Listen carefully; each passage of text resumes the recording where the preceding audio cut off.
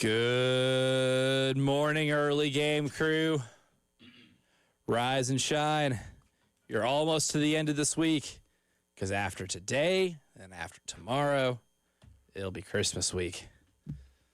Stressful for a lot, but also a fun time. Yeah, super fun time. And as I've said earlier, we are very dangerously entering, I'll get to you on 2026. Mentally. We're entering that territory. So you send emails at your own peril, send requests at your own peril, but just understand where we are in the calendar. If there's an email or request that you haven't sent yet that you need to, do it today. And you might want to pick up the phone and do it because people may not be checking email, but they... I don't know what happened there. Okay, let's try again now that my mic is officially on. No, I was going to say, if you really need something done, you probably ought to pick up the phone and don't count on the email because, you may not be able to get them. Another great point. Call them. Might get that automated message. So-and-so is out until January 5th or whatever. Just understand where we are in where everyone is in the calendar and act accordingly. Damn, we're at that point. Call me if you need me anything, because I know when that hotline bling. You know when we was playing football, we would be at practice, and one of the things they'd be like, take care of your teammates, right? Take care of your teammates. And what that would mean is, like, don't take any cheap shots. Don't do anything stupid during practice. I'd say the same thing in your office. Yes. The same thing at your job. Take care of your teammates. Don't put anything that you don't absolutely have to do to them during this time. Just take care of everybody. Everybody understands, hey, man, we're just trying to get through this week. We're just trying to get through the week, trying to get through the next couple of weeks. Take care of your teammates. And if you thought us here I highly recommend you check out Conway tomorrow with us for that football game. It'll be good ball for sure. Be really good ball. And tickets won't be terribly expensive. They don't look terribly expensive. I'll see if I can rappel my way in there without having to pay anything. You never know. I can be pretty crafty with these sort of things, but I'm looking forward to being there tomorrow. We will be live from there tomorrow. We'll hang out with our man Chance Miller, the athletic director over at Coastal Carolina. He had a pretty big hire that he made this week. Our friend Mike Uva is going to be there. He'll hang out with us a little bit. That is our way of cruising in not even cruising in, barreling in to the weekend. Or not just the weekend, but winter break, right? Mm-hmm. Like we are Pete Rose and Christmas break is Ray Fosse, and we are humming down that third baseline. Mm-hmm. We are not slowing up. We are here to inflict maximum amount of positive damage here. Very excited for that. And then, of course, we will be off, as a side programming note, after Friday.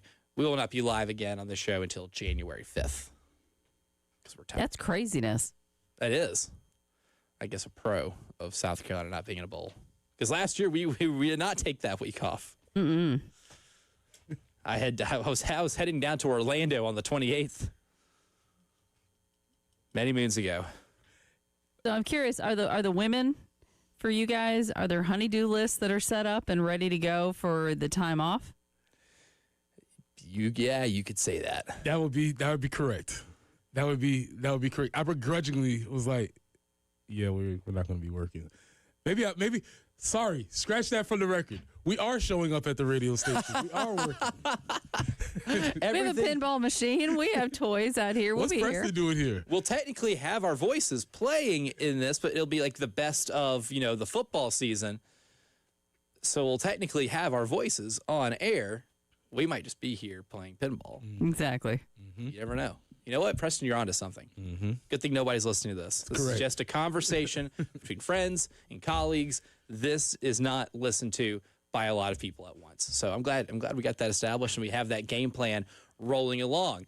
But unfortunately for South Carolina's athletics, I even say the women are part of this too, because the women's basketball team is part of this too, because I don't think they have a power. Well, technically Providence at the end of the season, but for the men, football, basketball, baseball, the three major men's sports at South Carolina have no more games to play against power conference opponents.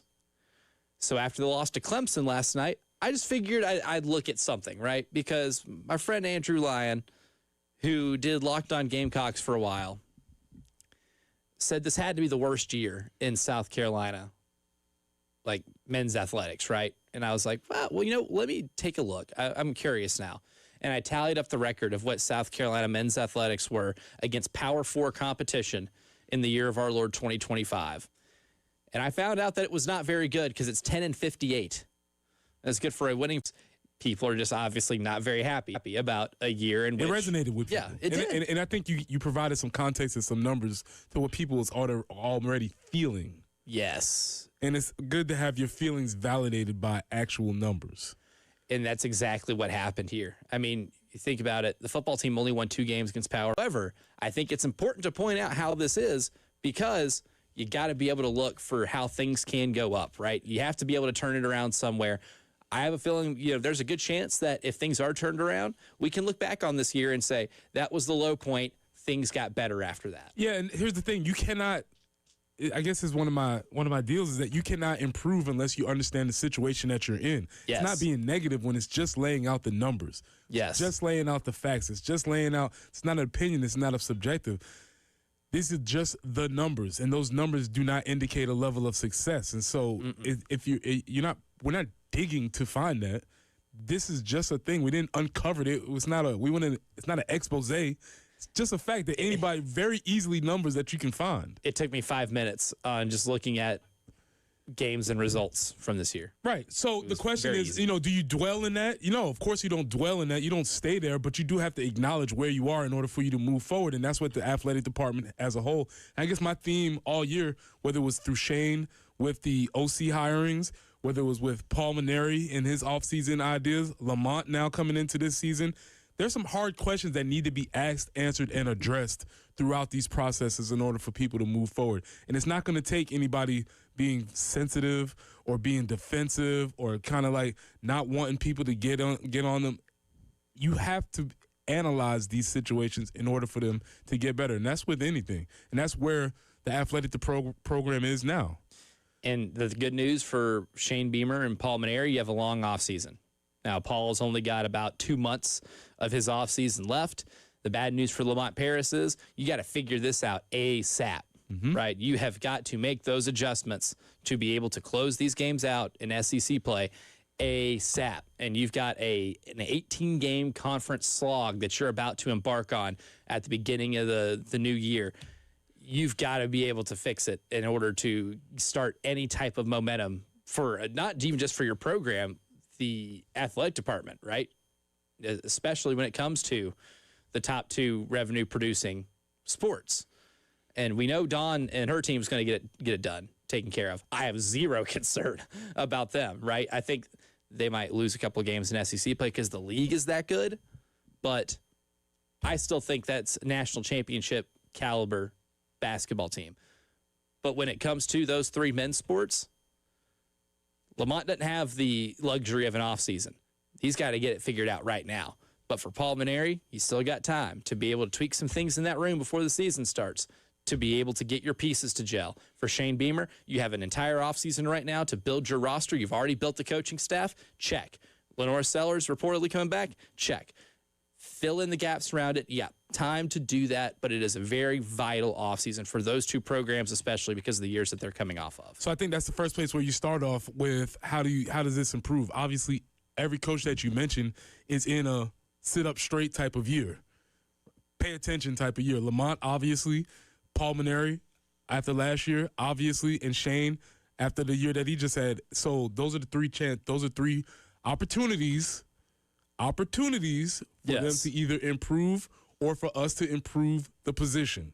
One or the other. I think everybody would prefer that the people in place improve, but if that doesn't happen, then the position needs to improve. And it's always fascinating how coaches especially can understand this when it comes to players. They'll talk all of this about players. If you're not getting the job on the field, we'll get the next man up. Well, it's the same thing for you as a coach. Yeah. And you have to be, they understand the profession. So that's where it is as a coach, you get that. So that's one thing. The other thing, facilities, making progress on those. And as people that have been around here a long time, a lot of the built-in excuses that we had or have, they kind of don't really exist. Because we're in positions to be successful in whether it's NIL situation, facilities, personnel, support, we're in positions to be successful. We just haven't. Maybe that's what's more so frustrating than anything else. Yeah. And I think people are kind of tired of hearing, well, the facilities this or resources this. Like, yeah, in the SEC, you might be at a resource deficit compared to some of the higher conference peers, but I've been to the football facility. Very I was going to say that football operations center. Hello. Pretty Totally fine. sweet. It's pretty sweet. Basketball, pretty sweet, right? Again, is it the top of the SEC? Not necessarily, but I don't think that stuff matters as much, right? You still have to be able, like, you are in an ecosystem in college sports right now where now you are head coach, GM, all this type of stuff. You have so much control of what your roster looks like. You have so much control over coaching personnel that this can be changed at a year-to-year basis. It's now at the point of, okay, good graces have kind of expired. It's time to turn it up a little bit. You have to. And as you stated, there's no place athletically and facility-wise where you walk around and you're like, what is this place? This is a dump. No, that's not the case. Everywhere you walk around, it's like, this will get it done. Yeah, trust me. Oh, I graduated from a school where it was like that. You're walking around and be like, you all share this weight room? All the sports share this weight room? That's not it. And so we understand, and that's the idea, and nobody is wrong for asking for answers or wanting to see results because they are increasingly asking more from you as a fan, whether that's through time, whether that's through commitment, or whether that's through money. And so you're not wrong for just, hey, what's going on around here? Yeah, what's up with this? I just would like just an update on where we are in this situation. But you know what the best news of all is? You can't have an epic turnaround if you're not already behind first. Epic comeback checklist. 1, get behind. All right, check. 2, make the comeback. That's the next objective, right? You can't pull that off, right? Texas A&M couldn't pull off that comeback against South Carolina if they didn't get down 27 points first. It's all part of the story. It's all part of the story. All part of the master plan here. But we talked about resources and money. That's really a big part of any type of collegiate athletic success in 2025 and soon to be 2026. But what does that look like when it comes to the college football playoff? And how big is the resource discrepancy really? The Athletic uncovered a lot of those numbers, and we'll share those and give our takes on it coming up next.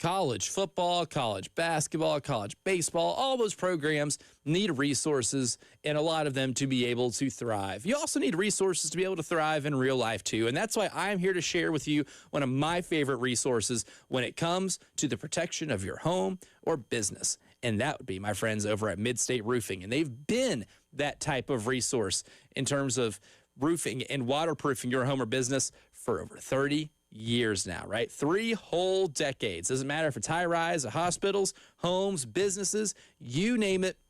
Midstate Roofing will be able to adequately protect and waterproof that building. And of course, you can protect every single roof over at Midstate Roofing with a maintenance contract. Call them today, 803-356-1919. And you can always hit them up online too at midstateroofing.com. But remember, if you have a leak, let Midstate Roofing take a peek.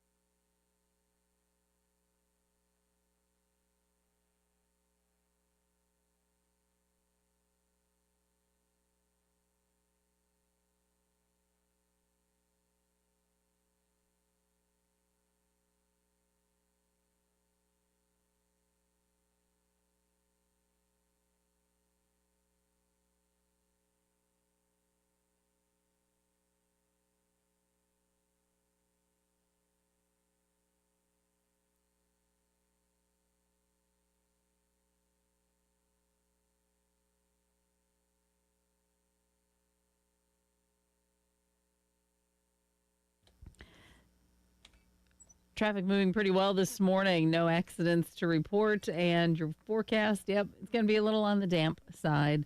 Some showers this morning, turning into more steady rain this afternoon. And the high today of about 61. Then that'll be clearing out. Be breezy tomorrow, 60 for the high, sunshine, and 60 for your Saturday. Looking ahead to next week, we will see temperatures potentially in the low 70s, especially for Christmas Eve and Christmas Day. So pretty nice weather on the way. Just have to get through some rain today. Right now, cloudy, 49 on 107.5 The Game.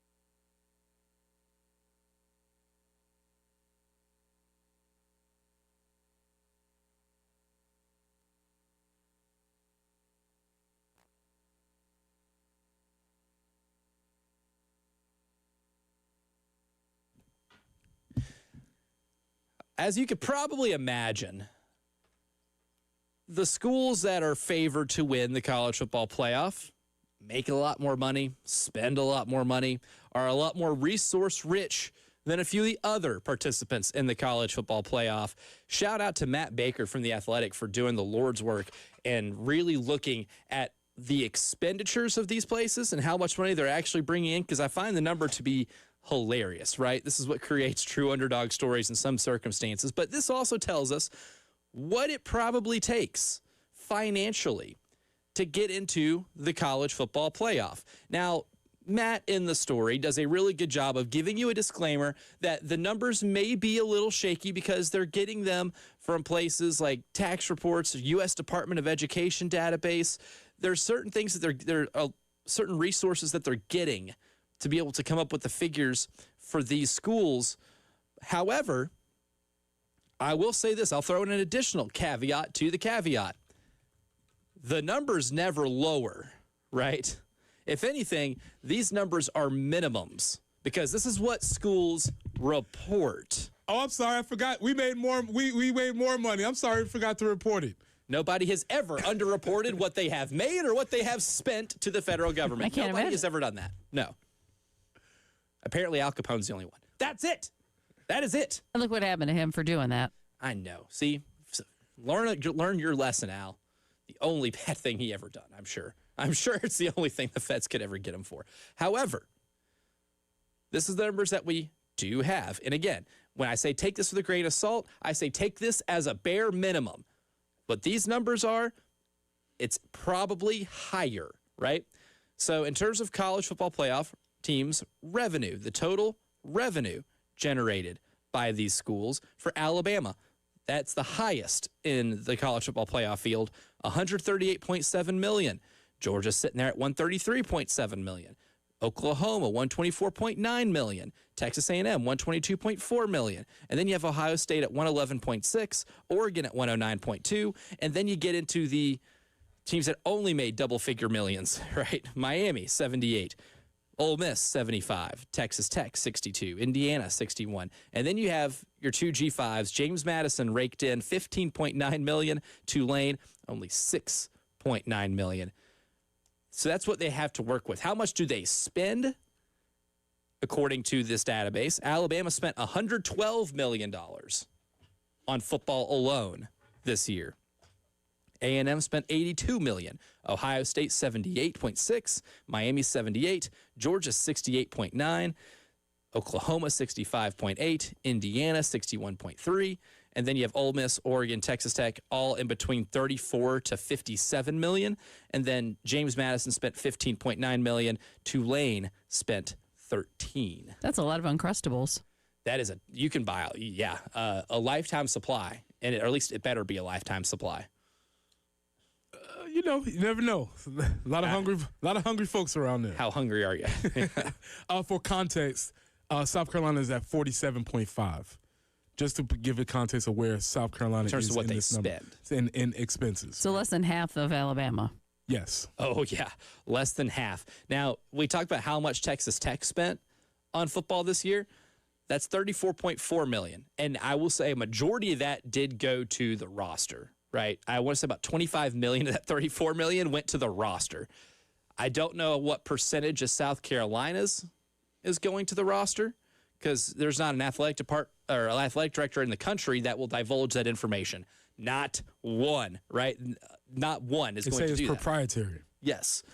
But Texas Tech's widely known to be about a $25 million roster, and according to this database, they spent $34.4 million. South Carolina would technically be spending more than Texas Tech and only about $7 million fewer than Oregon and about $10 million fewer than Ole Miss. When it comes to revenue, I don't know how much South Carolina would be compared to the rest of their peers, but I find that to be interesting too. When Shane's probably making I can't remember what that figure for Shane's, but 7.5, 8 with his new contract. His new contract, 8 million. right? And So that puts him ninth. That puts him ninth in the SEC. And it's really interesting when you look at where he was as far as salaries are concerned, because the people that are below Shane is very interesting. it is. Brent Venables, check. Billy Napier, woo, not Hey, yo. happening anymore. Mike Elko received an extension. Sam Pittman, No longer there. Hugh Freeze, No longer there. and Clark Lee, extension. And he's going to be making a lot more money now. So a lot of these, it seems like it's kind of a do it to get off the pot type of situations for the folks that are underneath Shane as far as salary is concerned. And I think all the numbers can get swirled around to say that South Carolina is in the conversations. They're not Yes. the top, obviously, and that's fine, but they are in the conversations with all of this. So they are in the arena of as far as spending and resources and expenses and revenue as all that is concerned. And here's the thing too. It's important to be in that arena. But what's also really important is that you just do more with what you have. And that's where Indiana comes in. The number 1 seed in this playoff, it's the Indiana Hoosiers, right? The 13-0 Big Ten champions. Out of all of the revenue, if you ranked the teams 1 to 12 in terms of revenue in this field, Indiana is 10th ahead of only James Madison and Tulane. They brought in less money than Texas Tech, Ole Miss, Miami, Oregon, you name it. When it comes to spending, Indiana spent actually a little more than Ole Miss, and they spent more than Oregon, reportedly. But they're still behind the ilk of Oklahoma, Georgia, Miami, Ohio State, Texas A&M, Alabama. So much of this, too, is what you do with those resources. And I think that's maybe my big takeaway when I was looking through a lot of these is looking at a school like Indiana and seeing what Kurt Cignetti's been able to do. And it's not like they're completely broke, right? Obviously, I just threw out some numbers that they generate pretty solid money, and they're spending a lot of it, too. They are not afraid to spend that money on football. But they are able to get a whole lot more with what they have than anybody else. And that's where a lot of coaching, player personnel decisions really come into play and take you to the next level. Like, you can have the money to get you in the conversation. Do you have the horses to run the race, especially if other schools that have more resources don't look at the horses you're looking at? Yeah, there's a lot of ways that you can look at these numbers all types of ways, but you don't necessarily have to be Alabama in order to be competing, right? And it's just like, oh man, it's like anything else. So it's like style. You can have some really cool things. You don't have to have the Gucci stuff. You can, but that doesn't necessarily mean that you're gonna be, you know how to use it, or you know how to wear it, or you know how to put that stuff on. Just because you got it doesn't mean you know how to wear it. And so, I mean, I look at Alabama's numbers, I was like, 112 for that? You spent all that money and you don't have that on? That's what you got? Okay. It's like some of those like sweatpant or sweatsuit collections where you look it up online. You're like, wait, that's a $500,000 sweatshirt and sweatpant combo, and you look like I do, and I did not spend that on mine. Maybe they bought that stuff, but it's actually like knockoff. You know, it's Yes. Gucky, not Gucci. You know, Gucky. I don't know. So I mean, I look at the numbers. I'm not necessarily impressed by the amount that you spend. That's Right. cool, but I need to know what you did with it. And as you say, it looks like some of these other schools are able to use their resources in more appropriate ways to get value for the dollars that they're spending. You're gonna have to spend. You're going to have to spend to a certain level, right? You are going to have to spend to a certain level. But above and beyond, the return on investment may not be what you think it is. And we're going to have to get some return on investment around here when it comes to portal offensive linemen because South Carolina lost a lineman in the portal. What do they need to do to fill that hole? We'll discuss that next.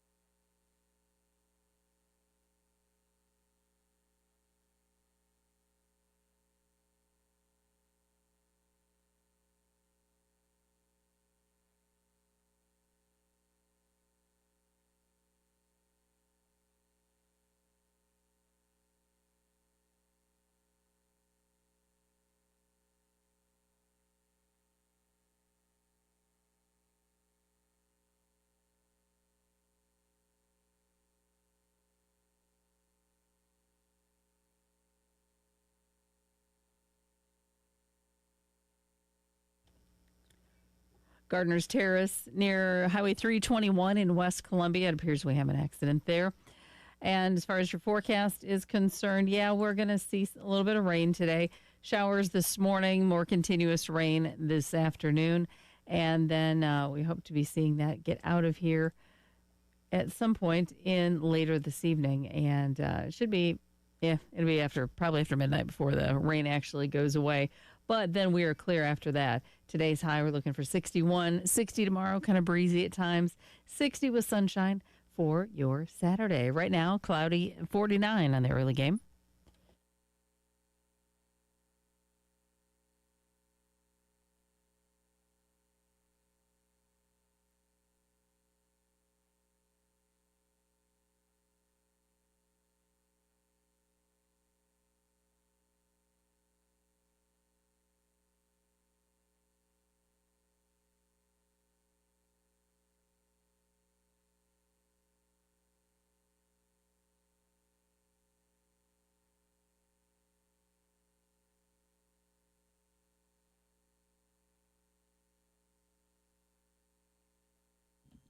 Yesterday, news came out that a South Carolina Gamecock offensive lineman is hitting the transfer portal, at least plans to, whenever it actually opens up. And that certain someone would be South Carolina offensive lineman Trovon Ball. Now, we already knew that South Carolina was going to have to add in some pieces from the transfer portal to supplement what you already have.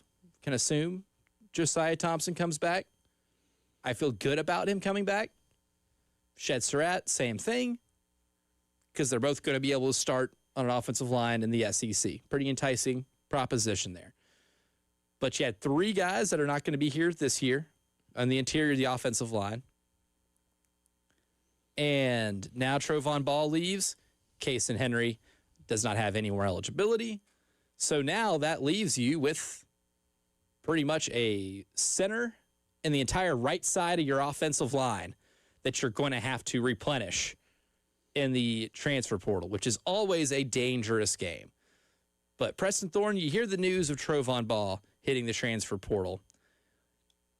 What does that tell you about what is necessarily needed, what needs to be looked for to be able to ensure that the offensive line struggles that plagued you this season and at many other different times during the Shane Beamer era won't be that much of an issue going into a very pivotal 2026? Well, aside from Kaysen, who was the best lineman when he was playing, which Yes. I thought was a huge development because he was not the best. He was far from the best the previous year. Tro was the best guy. That being said, can we hear Tro's grades? Yes. So to give you a frame of reference, this is what he was in 82 snaps in 2024. 68 run block, 62 pass block. In 600 plus snaps in 2025, 56.8 run block, 61.6 pass block. That's out of 100. Out of 100. All right. That being said, shoulder shrug. All right. I think they can find somebody to replace that production. If we're just talking about production, I don't know Tro as a person. I think obviously great human being, awesome. But we're talking about his production on the field. I think we can find somebody else to replace below average production. I don't know what the conversations were as to why he's leaving or what the conversation is as to why he's deciding. It might not be his decision. That's something we always want to make sure that we keep into account. Could also, two-way street here. Right, there's a two-way street, and there's a lot of ways that just because somebody is entering the portal doesn't mean sometimes you jump in the pool and sometimes you get pushed in the pool. Right. And we don't know what the conversation is here. That being said, they're going to have to find somebody. They're going to have, let me say this in 2025 way. Let Randy Clements cook. Oh, I like that. Yeah, let him cook. Go in the evaluation portal. Let's see what the new O-line coach sees. Obviously, the last O-line coach did not evaluate well nor develop well. Let's give the new dude an opportunity to see what he does. And does he dip into his pool of former players, right? Possibly. At TCU. Because if we look at overall team pass block grades, TCU 37th in the country, but that is a team pass block grade of looks like 83 or no, not 83. I'm looking at the wrong column there. But 37th and that puts them at about 73.9 in pass block for as an entire team, right? When it comes to run blocking, probably not going to be as successful because they just didn't run for a large total this year, and it's definitely outside the top 50, but they were better pass protectors. And there are probably some players that you could dip into the portal to get from TCU that he could bring with him that maybe are really good pass protectors. But if you want to kind of see an offense that we've seen from Kendall Briles' teams, like Arkansas in the early part of this decade, like Florida Atlantic in 2017, like Houston in 2018, like his first stint as a play caller at Baylor, you're going to have guys that are also ace run blockers too. And that's where you can kind of scope out and use that experience that Randy Clements has of knowing what schemes Kendall Briles is going to want to run to be able to identify that in the portal. That's going to be maybe an underrated process of this offseason, is identifying the type of offensive lineman that can block the opposing players at this level and also be able to just run the type of scheme that you're going to want to implement this year. And just the same way that Randy Clements, the portal's not open. The portal's not open. Reminder. But text messages are. Text messages to Phone these calls players, former high school coaches are. Yeah, we know. I'm not going to call you. I can leave a message. I can't call you. I cannot call you. And I do not break the rules. No. I believe in the rules. NCAA. We would never. But I can make some calls to a colleague that I did work with 15 years ago, passing through West Texas, and happen to know a guy that knows a guy about a horse, and, there's conversation that could be had. Because as I was looking at this, I was saying that we was talking about Trevon Ball. He's entering the portal. Again, we don't know why or how or what the situation is. Imagine what one of the first sites that reported on this was. Husker Corner. Husker Corner. Huh. Ryan Windhorst fingers. Husker Corner. Husker. Nebraska. Who's reportedly going to Nebraska? Would it be one, Lonnie Teasley? I've also heard that on the grapevine. Now, did somebody reach out to him? Is it just because I know a guy that knows a guy? We don't know. But the thing is, the portal works both ways. Everybody's making deals now, and when this open, we'll see what ends up happening. Do you like corn? Teasley just had a general conversation one time. Do you like corn? Yeah, me too. Corn's good. Love corn. I know a place. Yeah. Lots of corn. I'll keep you in mind. I think of this place. You just see Coach Clemens just sending a rooster to his old dudes. It's like, what is that? Coach Clemens eating KFC? What's going on here? Why are you sending me this emoji, Coach? That could be strange. So, yeah, man, who knows? But I do think, you have to let the new coach find his dudes, let him cook in the portal, and let him go through his evaluation process to get what he wants. Tro, it was awesome, but we can find somebody to replace that production. Yeah. But you know what you can't replace? Jen Jensen. We can't replace a certain pop quiz. Oh, we're back. We're so back. Oh, that fires me up. Matthew Stafford fires me up, Preston Thorne, because he's the front runner for the NFL MVP. If he wins NFL MVP, he'd be the first #1 overall player to win the award since first drafted #1 to win MVP of the NFL. Since who? Okay, I'm not going to phone a friend, but can I, this person played offense. Was this person a quarterback? Yes, it was a quarterback. Okay. Did this person win this award in the 2000s? No. Not in the 2000s, but 2010s. Okay. What's it sound like? Does it rhyme with? I'm going to.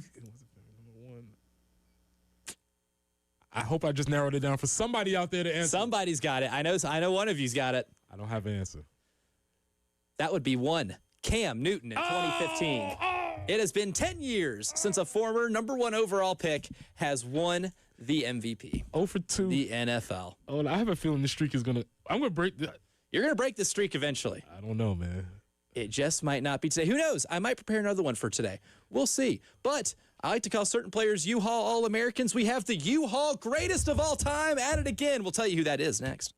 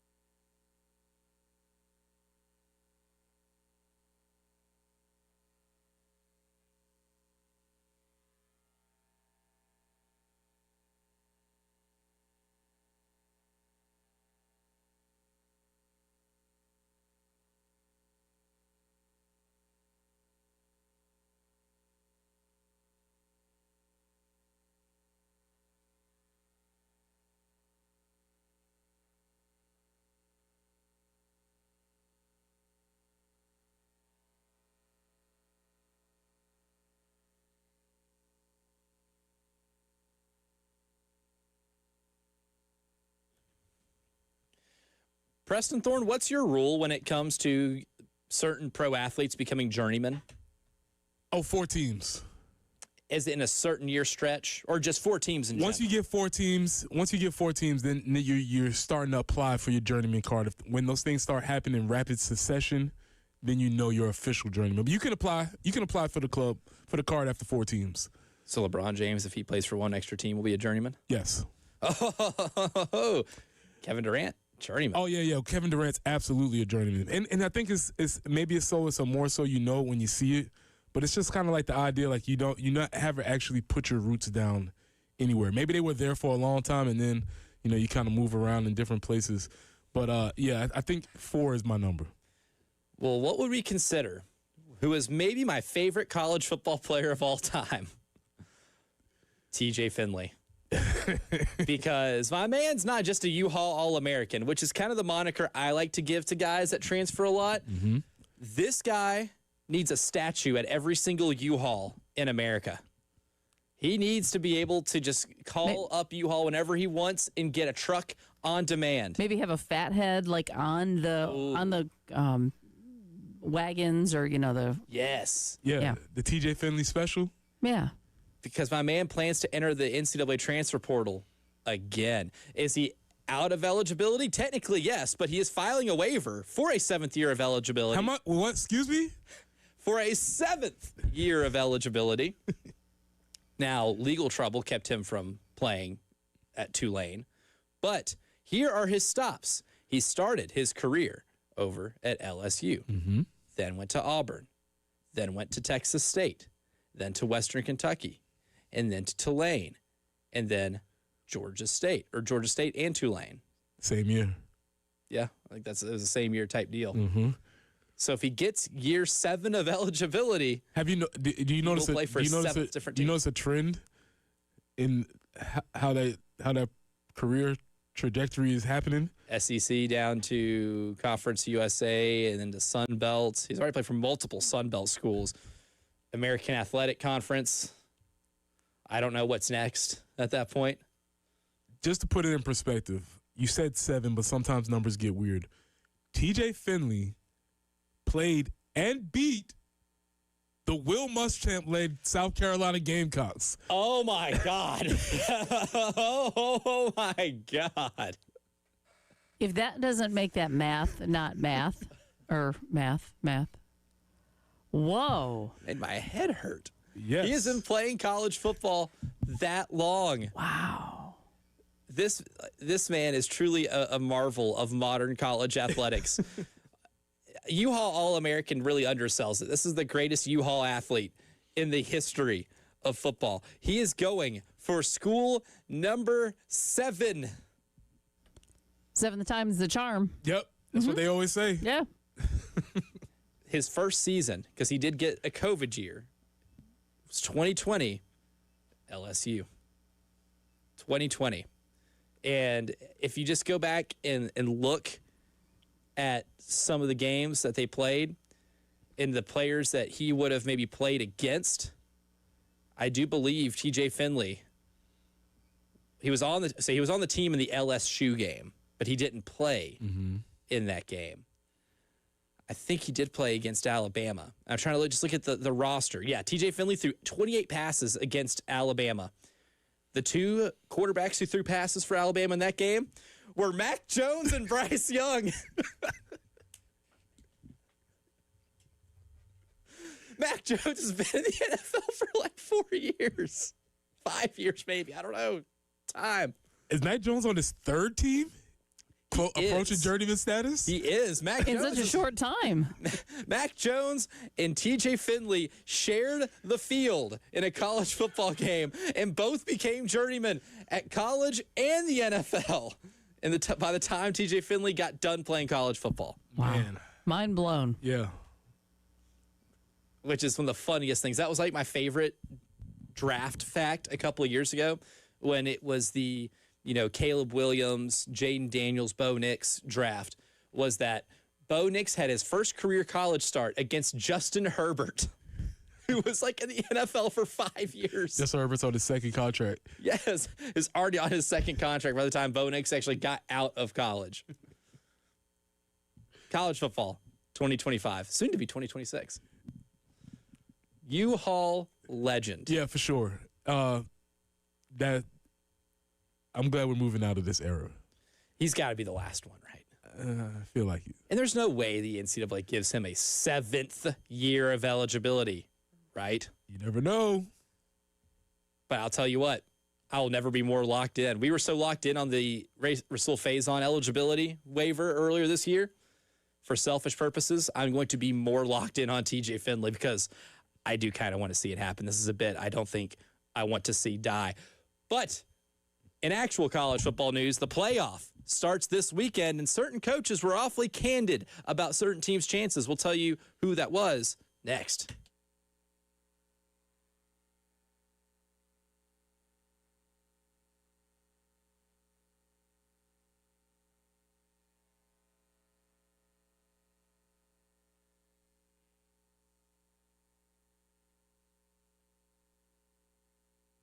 Press in for Cato's Power Equipment. Cato's Power Equipment has been serving the Midlands since 1983.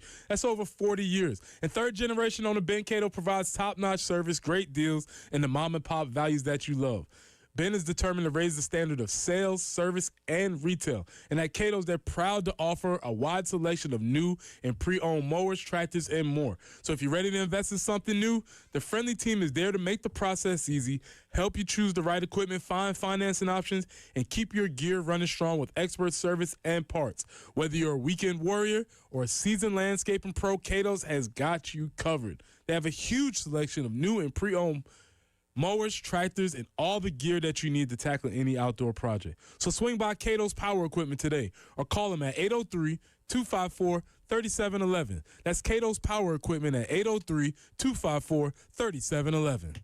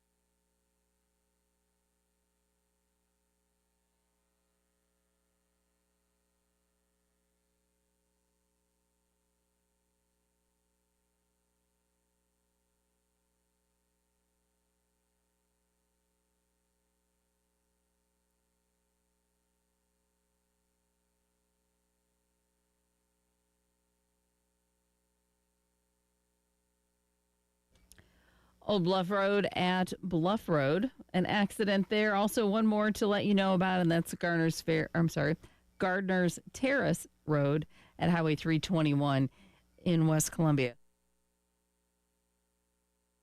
Again, that's Gardner's Terrace Road near Highway 321. And rain is in the forecast. It'll start out as maybe some showers. Heavier rain this afternoon. 61 will be our high. Overnight low 56, not too bad. Then tomorrow, 60 for the high. Overnight low back into the 30s. Saturday's high 60. So at least we have some milder temperatures on the way. 49 right now.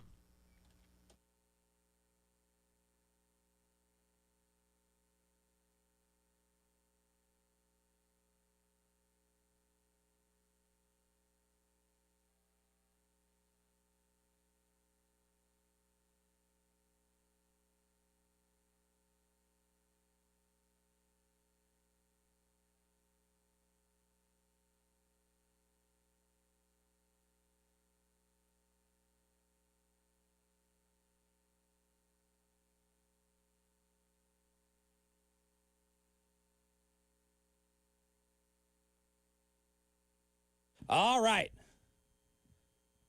The arguing is over who should be in the college football playoff.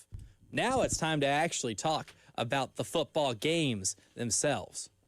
This is hour number 2 of the early game. I'm Elijah Campbell. He's Preston Thorne. She's Jen Jensen.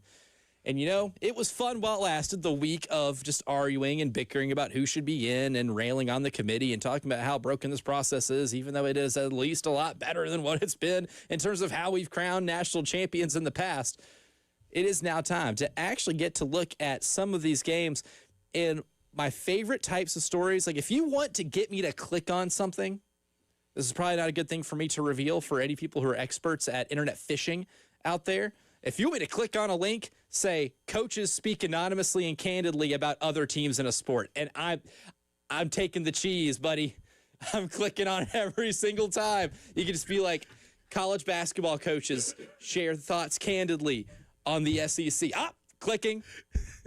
Elijah immediately goes to some phishing site. All my information is zapped. It's gone. They got me. No! Again. So that must be maybe, and potentially that's the same person who has my Twitter account or my X account right now that I'm still trying to get back. Very true. I can imagine the headline for that was NFL coaches share candid thoughts anonymously on the Chicago Bears, and Jen goes, yes! Yes. And poof. Count me in. And it's just like the screen on Jurassic Park when the guy put that virus on all the computers, and so he goes, That's just playing like on a loop for Jen, and goes, rats! Oh, man. Oh, by the way, if you do go to my Twitter page, it may talk to you about crypto. Please don't buy any of that because, you know, I'm not in control of my account right now. I digress. I didn't have Jen Jensen getting crypto hacked on Twitter as a part of my 2025 bingo card. Me Jen either with the did scissor I. hands. Did not Ethereum, foresee bro. that. Ethereum, bro. If you're telling your friends, hey, Jen Jensen promoted this really cool cryptocurrency site, I highly recommend it. Backtrack, retreat, don't. I can promise you, I'm not that good with money. I'm not going to give you that advice. No. We are not your sources for cryptocurrency on the early game. But let me, I'll talk to you about pranks. I'll talk to you about Butler, the Bears, you know, Gamecocks. That's probably about the extent of my abilities. Now, I will say, yeah, if Jen is selling a Gordon Hayward coin, then maybe this is a legitimate thing that she's getting into. Exactly. Thad Mata coin. What's this? Yeah, right. Coin, yeah. It's shiny like his head. Well, for Walter Payton coins, Jen is just cranking out cryptocurrency. Maybe this is the beginning of something new. I don't know. There you go. You may not see me in 2026 because of all the money I'm making off of this. Yeah, Jen became a billionaire on Ditka coin. We never saw her again. One day she just didn't show up to work, and we found out she's got an island somewhere that he's retired on. Duck coins. Duck coins. Oh, wow. Yeah, see, congratulations, y'all. We just became billionaires. Came up with the idea. Yep. Get in on this early.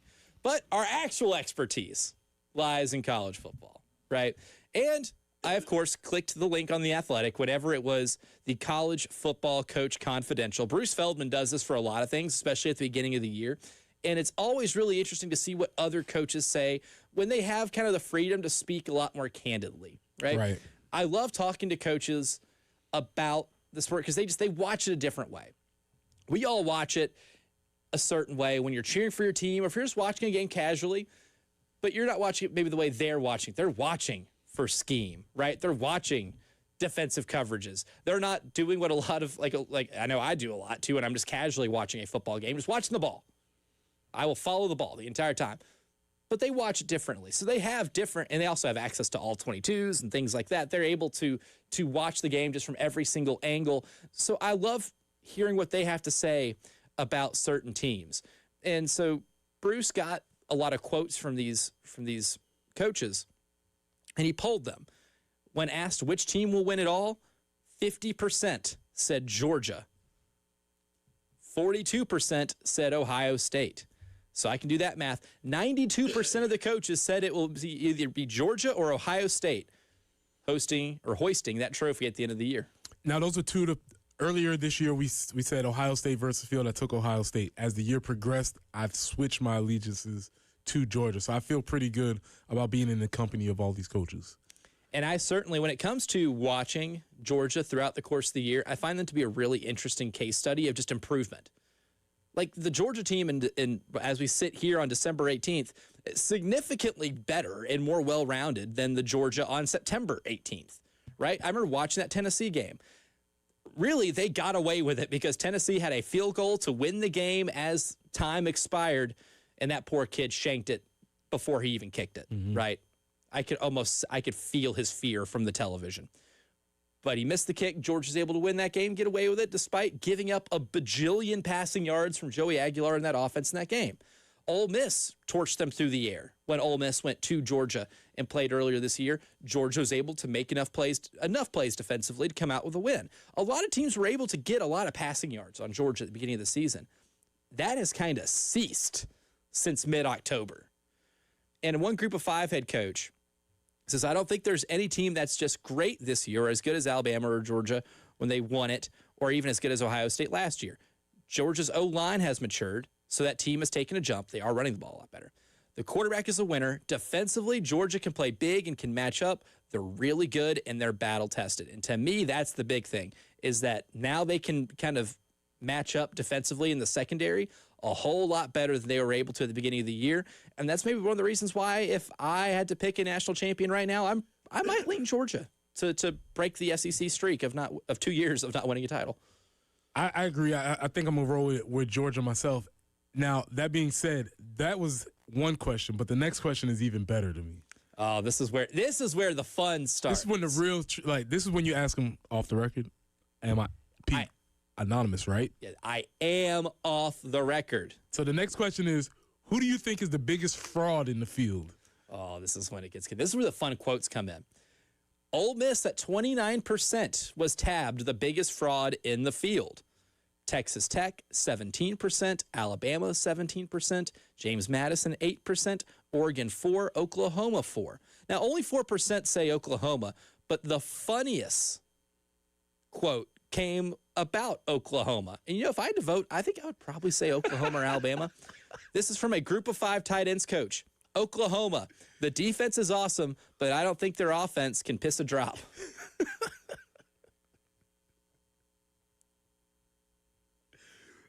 That's a good one, but also that's a good one.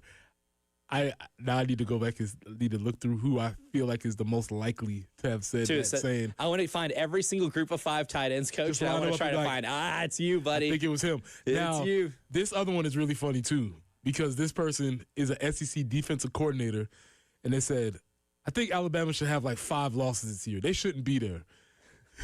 So it's just pure hate. Yeah, absolutely. Which I love that pettiness. They should have lost 5 of these games. I saw what happened in Columbia, South Carolina. They should have lost that game. The question is, did Alabama beat his team? And you know what I'm about willing to bet? They did. Yeah. It's like, we should have beat them. We should have beat them. I think that's a really interesting question. Also, I wonder if a lot of the fraud for Ole Miss is obviously around Lane. Yep. Right, that's a lot of that 100%. conversation. I wonder if a lot of the fraud for Texas Tech is like, hey, man, they just bought their roster. They're not a real football team. I wonder if it's a lot of that conversation. I hate that. And like one Big 12 offensive coordinator said Texas Tech and talked about like the defensive line being phenomenal and about how good they are defensively. But then he said, they to paraphrase here, mostly pointed towards Baron Morton and his decision making, which ultimately fair, but would I call them a fraud because of that? Because that defense is that good, right? Oklahoma fraud, not just because I don't trust the quarterback. I don't trust anything on that offense right now. Oh, let's get some more grade A hate. Oh, yes. Biggest fraud, JMU. They have no business in the playoff. If you put them in the ACC, they wouldn't even be 500. Group of Five head coach. You got beat by JMU. I know it. I guarantee it. I know it. I guarantee it. And the funny thing is he's like, yeah, the defense is legitimate. And he goes, offensively, they're just not that good. And I was like, okay, I find that to be an interesting assessment because here's what their offense has done in a lot of games this year. Their point totals, 45, then 14, 31, 35, 14 in a defensive struggle win, 24 against Louisiana, hung 63 on Old Dominion, hung him. 52 on Texas State, hung 58 on Appalachian State. Was this Dow Loggins? It was Dow. Hung 59 on Coastal Carolina. That doesn't seem like an offense that's not that good to me. That's a lot of points. They scored a lot of points. Player haters ball. All the Group of 5 coaches is hating on JMU. Hate. JMU is 10th in the country in points per game. What are we doing? What are we doing here? Listen, man, I've been blinded by hate several times in my life. I get it. Sometimes you don't want to acknowledge the facts. You're just like, I don't like those dudes, man. They hung 59 on us. Their offenses was that good. Just a couple blown coverages, man. I'm telling you. It wasn't that good. Offense isn't that good. Our defense just stunk. Like that's my favorite thing about this is that I think you do get a lot of really good candid stuff here from a lot of coaches, but also just a lot of sour grapes too.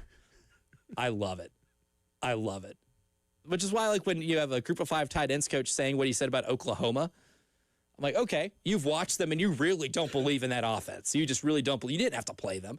You just really don't believe in what they do offensively.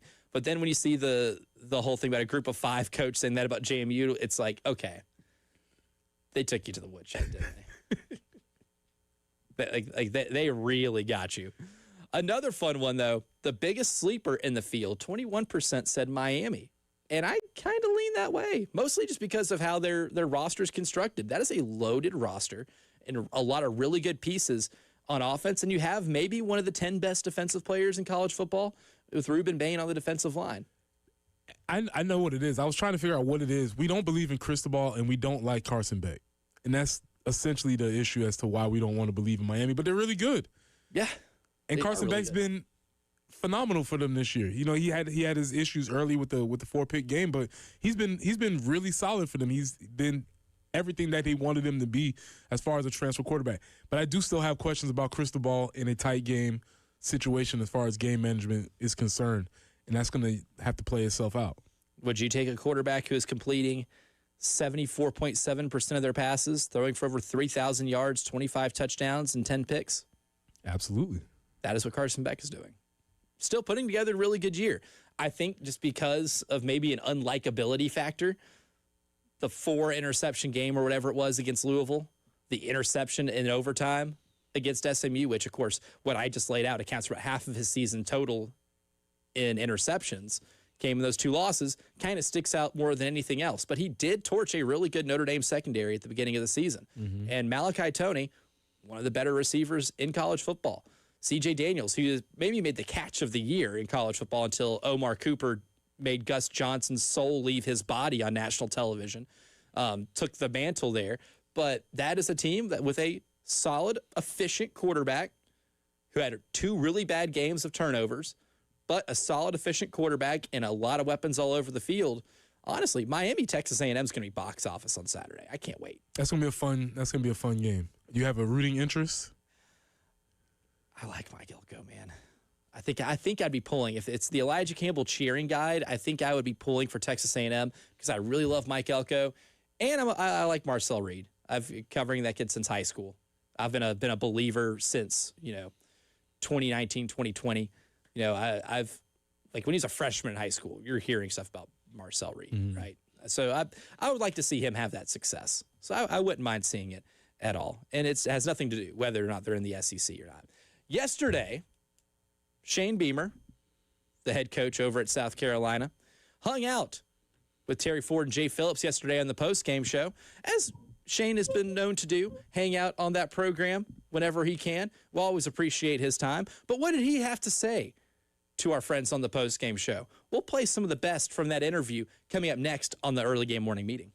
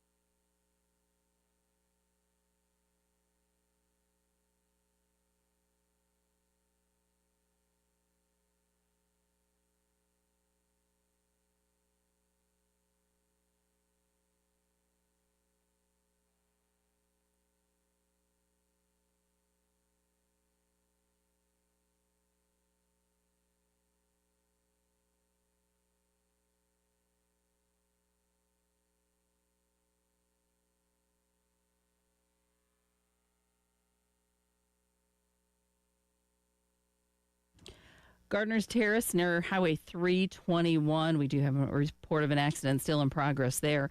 Also working Old Bluff Road at Bluff Road. That rain will be coming in. A few showers this morning, a little more consistent rain this afternoon. A high today of 61, 60, and clear tomorrow. Kind of breezy is tomorrow afternoon.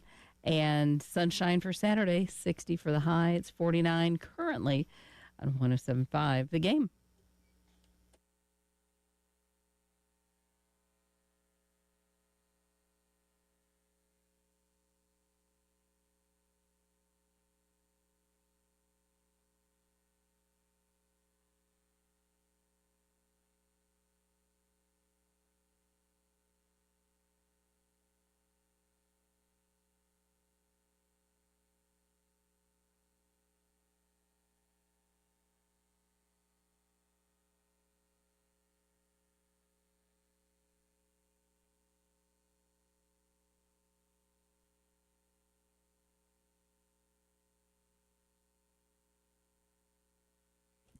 It's time to make it an awesome day, and you can do that by jumping around. That's up to you. Just don't do it if you're driving.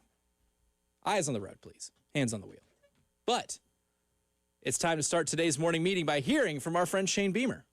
Good morning. Good morning. Repeat after me. Today will be an awesome day. Yeah, it will. Let's go. Good morning, great today. Today will be an awesome day. Good morning, great today. Today will be an awesome day. You already know it is. And it's already a great day because our pal Shane Beamer got to speak with the post-game show yesterday, talking about a lot of things, about the process of hiring Kendall Briles, breaking down Kendall's offense, what made it intriguing to him. And that's one thing that I really wanted to hear from Shane. And Jen, this will be cut two. This is Shane Beamer with Jay Phillips and Terry Ford yesterday talking about the Kendall Briles offense. It certainly is different if you look at backgrounds. I mean, it is what it is, Terry. I think if I had gone out and said I'm going to hire the wide receivers coach for the Baltimore Ravens and he's going to bring a pro-style offense to Columbia, I'm not sure how well that would have gone over. And I'm not dumb. But if I felt like the wide receivers coach, whoever that is, for the Baltimore Ravens was the best person for the job, then I certainly would have done it. But, I will say this. I believe the people that have talked about we've been running this complicated pro-style offense for the last few years. I think that's, not exactly accurate. I mean, I think any offense, there may be pro elements to it. I'm sure with Kendall Briles' offense, there's pro elements to it. Hell, I hope so.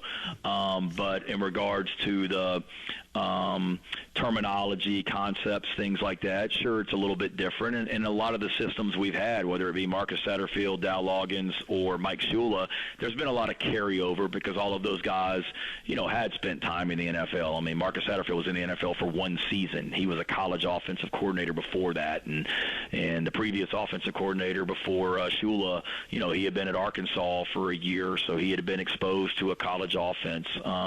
So it is a little bit different. I was very adamant, to be completely honest, in this process. I wanted to hire a current college offensive coordinator, and the game is just different. When you start talking about some concepts, you start talking about terminology, you talk about hash marks, the rules. It's different in college football compared to the NFL. Not to mention, I think the one thing people don't talk about is the NFL, that's their job, and they come in the building, these pro guys do at whatever time, 7 a.m., and they're there till 7 o'clock at night. Well, we get them 4 hours a day, and then they're off to class, and they're playing, Fortnite till 11 p.m. back in their dorm room. So you've got to be smart about that, and I was very cognizant of that. And so that was the process. And I think the most important thing there was he wanted to get the right guy for the job. But I like his approach to taking a current offensive coordinator, mostly because I think that's just the safest bet, too. Was there a possibility that the best guy could be somebody who is not a current offensive coordinator in college who could still be really good? Yeah, sure. To use his example, could a Baltimore Ravens wide receiver coach, if they just have the chops, be a really good college offensive coordinator? Sure. Is that a significantly bigger risk? 1,000%. So taking what would also be a safer bet and an established bet, with the importance of this offensive coordinator hire, I would say is the right course of action. Yeah, absolutely. He acknowledged that the idea that we didn't want to hear it. We don't want to hear about the pro style offense. We don't want to hear it. We don't want to hear about what they had done in 2010. We wanted to hear about what they were doing now. And the little caveat is that they couldn't just be an offensive coordinator in college. They had to be a good offensive coordinator in college. They couldn't have just been a coordinator because I hear you. Marcus Satterfield was a coordinator in college. And you're like, what? There's a little caveat there. And he had another opportunity to be a coordinator in college. He's not that anymore. Yes, did not pan out. Right. So we needed to get a qualified coordinator that had already had a proven track record of success. Now, an interesting thing too that I would like to hear Shane talk about, and we're going to hear this here now. This will be cut 4, Jen. What, with all the hires they made, what was the selling point to get them to Columbia, South Carolina? Just getting to know him as a person and his wife and coming here, and they did have other options, he and Clements and Stan, and my message to them was, one, there's great people in this program, and they all three. Clem didn't visit here before we hired him, but he did some Zooms with some of us and did his research, but Kendall and Stan both visited here and got to see the facility. They got to see Columbia. They got to see the resources we have here. They got to see the stadium renovations. They got to meet some of the people in our program, and they did their research too. And they got to see the culture and what this place was about. And my message to them was just like, we're so – and people, I know fans don't want to hear it, but we're so close. And you look at our team from this past season and all the one-score games that we had going into the fourth quarter, and the fact that we were beating Missouri and Alabama and A&M, all three of them going into the fourth quarter, and the fact that there's going to be 4 home playoff games this upcoming weekend, and we played 3 of the teams that are hosting playoff games. We played 3 of them, and we had a chance to win all 3 of them. So we're not that far off. We got a great team coming back. We've got to be more productive on offense, and there's a great opportunity to come here, be the difference in where we were in 25 to where we're going to be in 26, get this offense rolling, and we got a chance to compete for championships. But you also got a chance to do it here with some great young men that we have in this program and great players, great coaches and staff within this building. So that's really, it. And I think anybody in today's time, they want to work with good people or they have a chance to win. And they saw that we have a great chance to win here and that they're going to be here with great people each day in this building. I think my favorite part about that, you can believe what you want in terms of how close this team actually was this year. And I think that kind of varies throughout the season. But one thing that it tells me is if that's a selling pitch, and someone like Kendall Briles, who has coached on really good football teams, Stan Drayton, who's coached on really good football teams, and Randy Clements, who's also coached on really good football teams, was able to buy that, then I think they believe it too. And that's an endorsement of at least, I think that validates a little bit what Shane is saying there, that they were able to take that selling pitch and buy it. It's just recruiting. Shane was just recruiting. That's all he was doing. He's like, hey, man, listen, we could use you in this space. You see what we had, what we did with what we had? Imagine you here. Could you see yourself in this beautiful space? Look around. Imagine yourself. They probably had the hologram of Kendall Briles calling plays on the sideline. And the touchdown from Lenoris Sellers to Nick Harbor. Kendall Briles, what a great throw. What a great play call by Kendall Briles. It's like, I can really feel it, man. This is really going to work out. This man, just recruit him and also offer him a lot of money. It works. That helps. That helps, right? Another thing, too, it's like, hey, you want to average, over 30 points a game here, and where that'll get you better than maybe an 8-4 record, maybe. Hey, Kendall, you tired of people hating you just because of your last name? Come on, Defer. Come on here, man. That would work on me. Admittedly, that would work on me. Hey, Miss Kendall, you tired of all this harassment that you've been getting just because you married this dude? Come on to Columbia. The Briles name is not as hated here because you didn't have those connections to the arch rival program. Yeah, I mean, I think there was a lot of selling points for him to sell, but I don't think it was a hard sell as far as that's concerned because we talked about we have the facilities, we have the money, and you might get 16. And guess what? They're getting 16. Lenoris Sellers is coming back. I think it's a pretty enticing selling point there too. An enticing selling point for me is if I can get guaranteed wins in the early game underdog challenge. I'm so far behind, but the race at the top is getting really intriguing. We will make our early game underdog challenge picks coming up next here in the early game.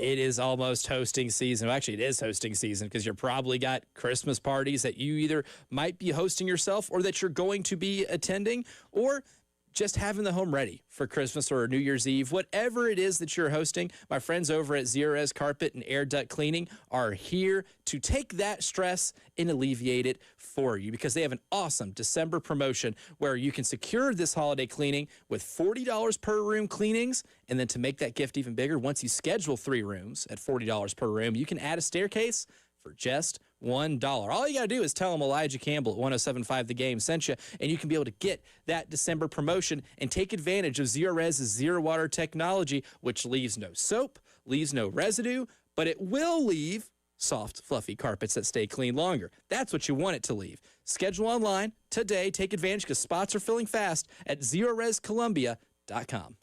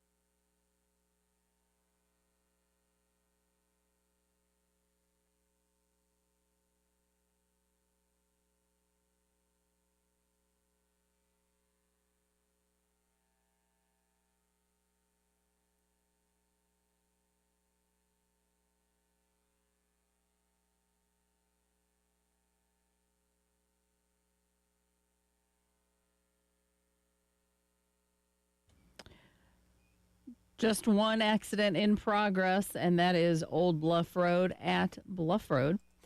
And the rain will be coming in a bit. Some showers this morning, turning into rain this afternoon. That will continue throughout the evening and won't be really clearing out until after midnight. But then tomorrow should be pretty good. Breezy at times, sunny, 60, and much of the same on Saturday. Maybe the wind's dying down just a little bit. Sunshine and 60 for your Saturday. 50 currently on the early game.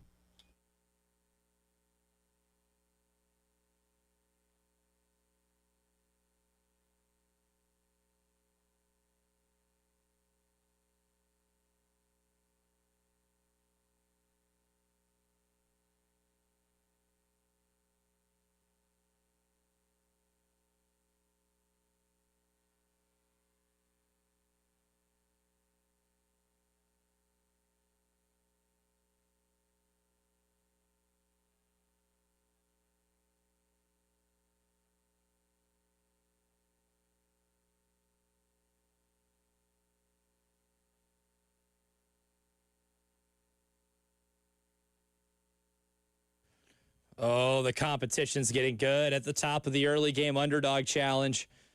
It's tight with the top two. Preston is lurking. And my GPS got me a little lost. I'm a little off the road. But don't worry, I've got a trick up my sleeve. Shout out to Jeff for being the winner, for connecting on Villanova plus 10.5 on the road at Tarleton State. Sorry, Tarleton State. Billy Gillespie can't help you here because this is football. He coaches basketball. Villanova got the win. That's 10.5 points. Jeff, who's been on an absolute tear this year, shout out to Jeff on the Firehouse Subs text line. He's had a phenomenal season and a dedicated player to this game. To recap last week, I got no points. Team WIS, Nick Harvey, who's in the house right now, nodding along as they got 5.5 from the Vikings winning at the Cowboys. Sorry, Rick Henry. Jen picks up 10.5 with Villanova beating Tarleton State. Preston, the only one who went 2 for 2. The Falcons rose up. Rise up. To give him 4.5 points. Old Dominion last night wins and gets him 3 points. That was a crazy game at the end. Oh, my gosh. It got fun. It got very fun. It got very funky. I was cheering for Preston, I will say. Over there in the Cure Bowl. So Preston gets those. He had a 7.5 point week. So now for the standings. Team WIS at 95.5 points. Jen only 2.5 points behind at 93. Preston still lurking at 82.5. And then I got 61.5. But it's a new week. We have 3 more weeks this left because we're not going to be on air next week. I'm just going to take our picks off air and I'll tweet them out. That way there is transparency in the process here. Mm-hmm. So we have 3 more weeks. Can Jen Jensen pass up Team WIS? Can Team WIS hold the lead? Can Preston come out of nowhere? Can I salvage some dignity? We're going to find that out starting now. This week's order, Team WIS will lead us off, followed by Jen, then Preston, then myself. We'll be picking those college games that are either playing today or leading all the way up until the games played next Wednesday. So that is our frame of reference here. And then I will start us off with the NFL, followed by Preston, then Jen, and then Team WIS. So, Nick Harvey and Team WIS, you guys are going to lead us off. It's a tough one. It's a really tough one. Memphis is very threatening, but there's a certain MAC team that pulled off some heroism, I guess if you want to call it, last year in their bowl game with a big win. We're the Toledo Rockets. We started the season with them. I think they were week 1 or 2 to upset Kentucky. We picked them, and I'm going to go back to them here. Toledo plus 6.5 against Louisville in Bush's Boca Raton Bowl. My only real question about that game is the dog from Bush's going to be there? He better be. If not, then the bowl game has completely lost its luster. It doesn't count. Yeah, the bowl game shouldn't count if that's the case. So, Toledo plus 6.5 against Louisville. The Bush's baked beans dog may or may not be in attendance. We'll be efforting that information. Now to Jen Jensen. Boy, I'm trying to think, do you take a team that is in a little bit of dismay or, a little drama going on? Could they, I don't know. I'm going to go for the storyline. I think Biff Poggi takes Michigan to beat Texas. Oh. Plus 7.5. Denzel meme again. Oh. Well, that game is next or the week after. So Oh, we'll okay. be taking games up until. Oh, I thought we were going all the way through. I'm sorry. Okay. Well, now I know Well, what then Jen wants next week. So if anybody wants to Yeah, snipe, you want to know? snipe Okay. Jen. Sorry, I was planning ahead. I was getting to. Okay. Let's. The other one I had was Central Michigan.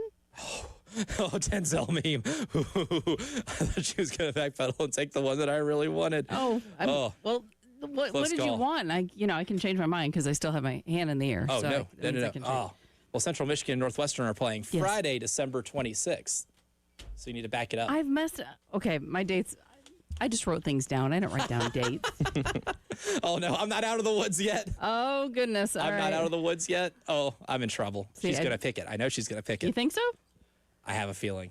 I don't. Okay, I'm slowing things down. I'm sorry. I just wasn't really looking at dates that close. I was just picking games and doing some research. What about? Good Lord! Oh, she's going to do it. She's going to break my heart. You think I am? I have a bad feeling about this. Miami over Texas A&M. Oh, I survive. Miami in the college football playoff, 3.5-point favorites. Now, if Team WIS does not get any of their games this week, Miami, I think a very likely upset against Texas A&M would give Jen Jensen the lead. So Miami 3.5 points at Texas A&M, which now takes us to Preston Thorne. And if he takes my pick, so help me God. Call the police. Uh-oh. But not for me. Give me the Ohio Bobcats. Fired coach. Little bit of controversy. See, that's where I'm Things going are to go for happening. next week. That's why I got nervous. You said MAC team. I was like, oh no. Then you said fired coach. I said, oh no. But fortunately, there are more scandals than just Sharon Moore. Give me Ohio with their fired coach. Ohio. Maybe with some disappointment in the room.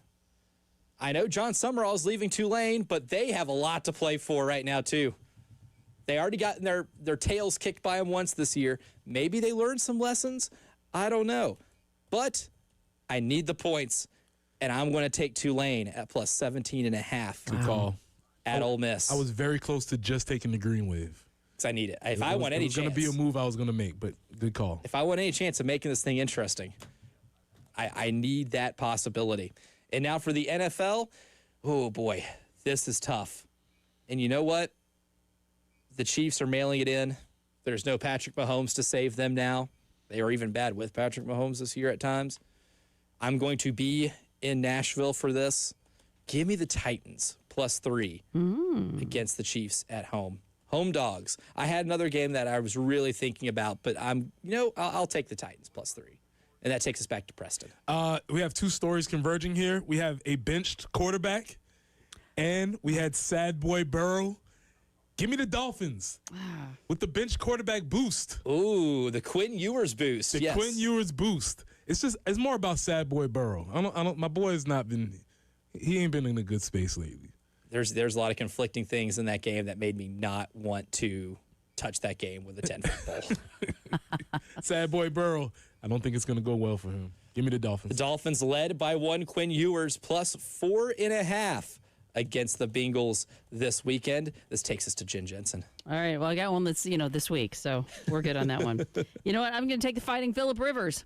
Ah, yes. Ooh. Colts 6.5 at home over the 49ers. Jen Jensen says, I'm not wrong. I'm just a little early. So I'm the a Colts little early. Yes. plus 6.5. And I do love the idea of taking the home dog. And it's not like they played poorly with Phillip Rivers. They almost won in Seattle Correct.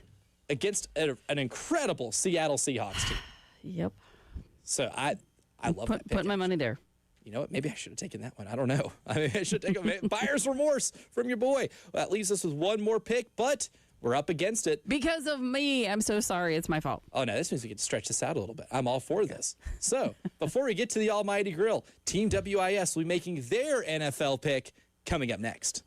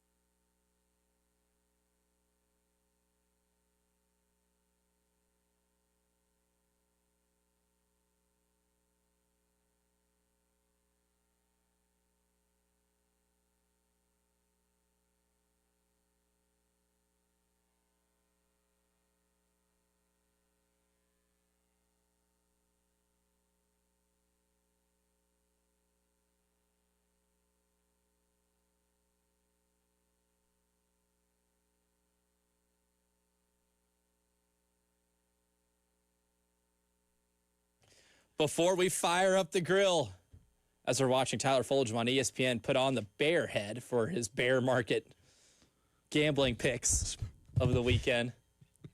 I can't really explain the bit. I just know that it's become a funny thing in here whenever this segment comes on when we're all here. He puts on like that mascot bear head, and it gets a laugh out of us every time. The first time we saw it, it was just so confusing because none of us saw the bear on the wall. Like we didn't know what the segment was. See a man with a bear mascot head on, and we're like, we don't know what's going on. I'll be honest, today's the first day I figured out it was bear bull market. Other than that, I really did not know what was happening. This dude just appears with a bear head on. It's like, with zero context. What's going on here? Which I guess is probably the best way to consume that type of content. I'm all for it. Without any type of context. So, the recap so far. Jen has Miami plus 3.5 at Texas A&M and the Colts plus 6.5 against the 49ers. Preston takes Ohio plus 6.5 against UNLV and the Finns plus 4.5 against the Bengals. I got Tulane plus 17.5 at a long shot at Ole Miss and the Titans plus 3 against the Chiefs. Team WIS took Toledo plus 6.5 against Louisville and will now make their NFL pick. Bad loss last week. They're playing a Ravens team that all of a sudden thinks they're on top of the world after a big win over the Bengals. The Bengals. Give me the Patriots plus 3. Ooh, the Patriots. Yeah, Patriots, wildly enough. Dogfight. Wrong team favorite alert? 100%. And I am all here for it. So yeah, that is 100% a wrong team favorite alert. Snub. I didn't look at the game because I just assumed the Patriots were going to be favored. But the Patriots are 3-point underdogs on the road against a Ravens team that absolutely has to have it if they want to be able to make the playoffs, so we can avoid having a Lamar Jackson and Patrick Mahomes NFL playoffs. So those are our picks, rather. Let's be grammatically correct here, please. And you can send in yours, 803-404-6200 to the Firehouse Subs text line. Well, now it's time to fire up the almighty grill because you know what? We're now pretty well into college basketball season, and we've been putting college football coaches on the grill, but I want to put a college basketball one on because of what happened last night. Penny Hardaway at Memphis. That is a town that loves basketball. They are basketball crazy. It's one of the most underrated basketball towns in America. They support that group of 5 basketball program better than any group of 5 basketball program that is in the entire sport. That place was a ghost town. FedEx Forum was a ghost town against a top 15 Vanderbilt team. Yeah, Memphis pushed them to overtime, and it wasn't Vanderbilt's best game so far, and I think Vanderbilt is a legit contender to maybe win the SEC in the regular season, maybe win that SEC tournament. I like Vanderbilt a lot this year.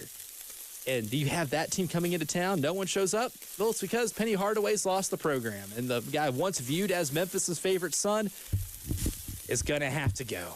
Yeah, that's the tough spot of going back home, man. You know, you always want to do it, and everybody just dreams that it's going to be this great return, triumphant thing, and then sometimes it does not work. This is a culmination of grills because I think each one of these people individually has been on the grill, but now we've gotten to this. I believe Tua's been on the grill. Oh, yeah. Mike McDaniel's been on the grill. But now we're going to put the Dolphins salary cap on the grill. Because salary cap hell. Tua Tagovailoa signed a 4-year, $212 million contract in July of 2024. Are we old enough to remember that? Just happened. And if you didn't hear the news, Tua is going to be benched, expected to be released. If and when he is released, that would be a dead cap hit. I'm not into salary caps. I don't even really know what this means. I just know that there will be $45 million worth of money that they cannot use. I don't know what it means. I don't know. Sounds bad. Dead cap, not great. So it's just $45 million worth of space that is unavailable to them because they made a very bad decision. Well, good thing that's not their only bad decision there. You know how much they have in dead cap this year already? $74 million. So you can add to that total, and they will end up being maybe top 5 in the league in teams that just have dead cap. I don't know his name, but the GM has already been displaced. So don't even need to know his name anymore. Yeah, he's out of here. He's that cooked. Greg Sankey tweeted a photo of himself and Santa Claus yesterday, and I'm putting that on the grill just because he tweeted that it's official. I made the nice list. He had to tweet about it. If you have to tweet about it, you're not on the Verified nice list. From the North Pole's official ambassador of nice. Hashtag it just means more. And then in parentheses says, and let's keep the comments merry and bright. You had to go on Twitter and tell everybody that you got put on the nice list and then tell people to be nice in the comments after you said you put yourself on the nice. We don't know what Santa said. There's no video of Santa saying, Greg Sankey, nice list. It just means more. I need more evidence. Merry Christmas. No. On the grill. Cooked. That was why. I'm not Some buying people it, don't Greg. need to have phones. I'm not buying it, Greg. God, too, man. That's not how Twitter works, though. Hey, Jen, by the way, I bought a bunch of that crypto. Did you? I Let was me know just how that works curious for you. Yeah. when that's going to come through. So. I'll let you know. I'll consult with the dude at oletters.com that, I'm not bitter at all. I'm fighting madly with the people at X. Yeah, he did say he is already in line to be the first to get Dick a coin whenever. Oh, Would good. be me. good. Yeah, can't wait for it. Yep. I'm working on it. Hour number 3 coming up next.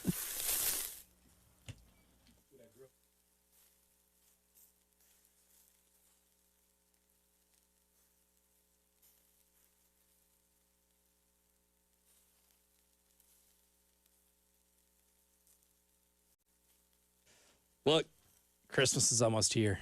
We are, I guess, a week away now, if my math is correct. Nobody fact check me. But if you were like me and you might be a little behind on some of those Christmas gifts and you're looking for something for the golf lover in your life, well, how about this? I'm here to help you out here. This is where I can help you. My friends over at Pro Swing are not giving out. You can buy memberships that are available for 2026. And trust me, if you're a golf lover, Pro Swing is the place for you. The Golf Zone simulators are legit. It is one of the most fun things you can do in golf, especially if it's raining outside or once it starts getting really cold. Go in there, play 18, go on the virtual driving range, and just learn a lot about your game too. Even improve your golf game because they do have free 30-minute swing evaluations. They do have lesson packages available, which uses the OnForm coaching app. They're there to help you get better and to have a good time as well. Go to ProSwingColumbia.com to book our line or call them at 803-592-3916.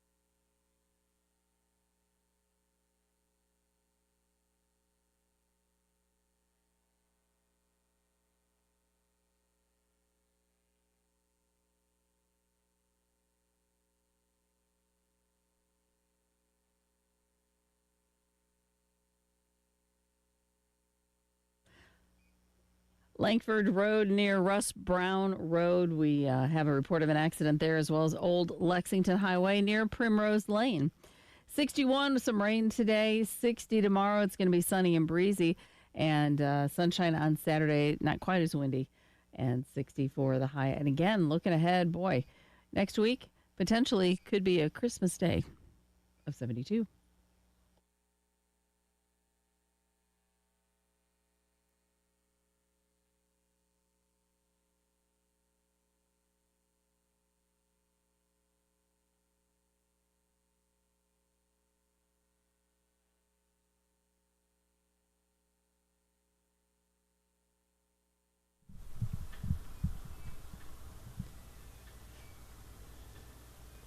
The early game, third and long hour, starts right now. I'm Elijah Campbell. He's Preston Thorne. She's Jen Jensen. He's Nick Harvey from Team WIS. And our man Randy Young with a pretty slick looking Hawaiian shirt in the video production room. Randy's got a good sense of style. Absolutely. Nothing says committed to the bit of the Hawaiian shirt than rocking it a week before Christmas. Melakaliki Maka. Ah, yes. he is in that spirit. One of my favorite sports things is the annual NFL coaches picture, where all the other coaches have on the quarter zips and whatever, polo and Hawaiian shirt every time. Every single time. So good. And it hits high success rate. Batting 1,000 in that, really. Unfortunately for South Carolina Gamecock athletics, when it comes to the three main men's sports this season, because, hey, the women have held up their end of the bargain, right? Sure. Dawn Staley took her team to a national title game. Ashley Chastain, in her first year, being, I mean, you talk about game of inches, that softball game against UCLA in the Super Regional, game of inches right there. That close for being able to make a Women's College World Series in her first season. We're so close. They held up their end of the bargain. The men on the other end, not so much. And it has been what I think a lot of us would consider just a historically down year when you take all three of them and combine them, because I tallied it up after the men's basketball loss to Clemson to see what the record was for baseball, men's basketball, and football against Power 4 competition, because ultimately that's what you're judged by, right? I don't think you're going to get a lot of people excited by beating Group of 5 teams in any of those sports. I don't think you're going to get a lot of people excited by beating FCS teams, in football or lower end mid-majors in Division I in baseball and basketball. So I tallied up the record of what they are in those three sports against Power 4 competition. 10 wins, 58 losses, a winning percentage of a smidge over 14%. When you lay it out like that, it looks a lot worse. Now, could this be an anomaly? Yes, sometimes bad years do happen. And I'm not saying this to just, I got accused of kicking while they're down. But at the same time, look, this is the situation that you're faced with in your athletic department right now, is you had simultaneous down years, right? How can you course correct and be able to move this thing forward to where you can bounce back and get those sports to where you need them to be in 2026? Well, I think, you have to look at it. One, it's not kicking while they're down, because you're just telling the facts as they were. You're just laying out the numbers. You don't have to have any – that's just objective what the numbers are. Now, you can add in your subjective and figure out what they are. If you're cool with winning 14% of your games, that's on you. See how that works in anything else for the rest of your life. So that's that. That being said, it is a new year. We are under new leadership. And so there's a lot of reasons to hope, at least, that things are changing. Now, I always said this, hope is not a strategy, but that's why you put people in leadership positions to put strategies in place. And I do have to think you should feel at least differently about the leadership that is here, and at least give them whatever opportunities they have to change things. I mean, yeah, I completely agree. I think it goes without saying maybe, but it's been talked about time and time again, you are under a new athletic administration. You are somebody who did not get hired by Jeremiah Donati. The heat is on for pretty much every coach of a men's sport at South Carolina right now. Shane Beamer just, didn't have a great season. They were going into next year with the intentions of, we have to be good now or we're all packing bags. Lamont Paris, not a great start to the year. Hopefully they find something when they get into SEC play and they upset a couple big teams and they do really well. Pulmonary coming into year 2 has recruited the crap out of the transfer portal. Like, their numbers look unbelievable. But is that going to translate when the season starts? Like, I know they've had, I think they played one fall ball game with the score. They beat the Citadel pretty good, but they have to be significantly better than they were last year because, again, Jeremiah he didn't hire any of these guys, and he has every little bit to say, no, you're not doing it quick enough for me, so go ahead. Like, there's got to be quick improvements because this is gut check time for each of those coaches. Absolutely. And the good news for Paul Maneri and Shane Beamer is you still have offseason left. The good news for Shane is you have a lot of offseason left, and you got the opportunity right now to replenish your roster and do whatever needs to be done to build it to where it's competitive to win these Power 4 games, to win games in the SEC, right? You've already done the first part of the equation, which is filling the coaching vacancies, taking care of the offensive coordinator job, taking care of the offensive line coach job, taking care of the running backs coach job. That's been taken care of. Now you got to roster build. Paul Maneri's already done the roster building part. Now is the team building part. You still got a couple months here before you're ramping up and starting your season. You've got to be able to get a lot of those new players because, like with what Nick said, they had a top 10 transfer portal class, right? You're going to need these guys to be able to gel and be able to acclimate to this type of program and understand the expectation of what is ahead of them and how vital this season is to turning the program around. You have a couple months to still be able to do that. For Lamont Paris, you're going to have to be able to make these adjustments on the fly because conference play starts here in just a couple weeks, right? In the SEC, while it's not as daunting as it was last year, is still really good. Ken Palm still has the SEC as the number 1 rated conference in terms of net efficiency over all of its teams, top to bottom, in the country. Now, the gap is not as wide as it was last year, but still, it's still number 1. And you got to be able to win 11, 12 games in league play to get in the NCAA tournament without sweating it. You can probably win 8 or 9 and be sweating it on Selection Sunday. But that, for him, that sense of urgency is a whole lot higher because you cannot add players. You can subtract them, but you cannot add them. There is no trade deadline, right, in college sports. You got to be able to make that turnaround right now. So for the other 2 coaches, you have the element of an offseason that's going to help. Lamont doesn't necessarily have that right now. Yeah, and we talked about this idea of so that you start with the coaches as far as personnel is concerned. You know, what do we need to move those things forward? Well, the coaches is the top. The facilities conversations obviously happen at Williams-Brice. Things that are happening at Founders Park. All these things are happening, so that's in the place. And when we tied it into the money conversation that we also have, South Carolina has the resources to compete. Are they at the top? No.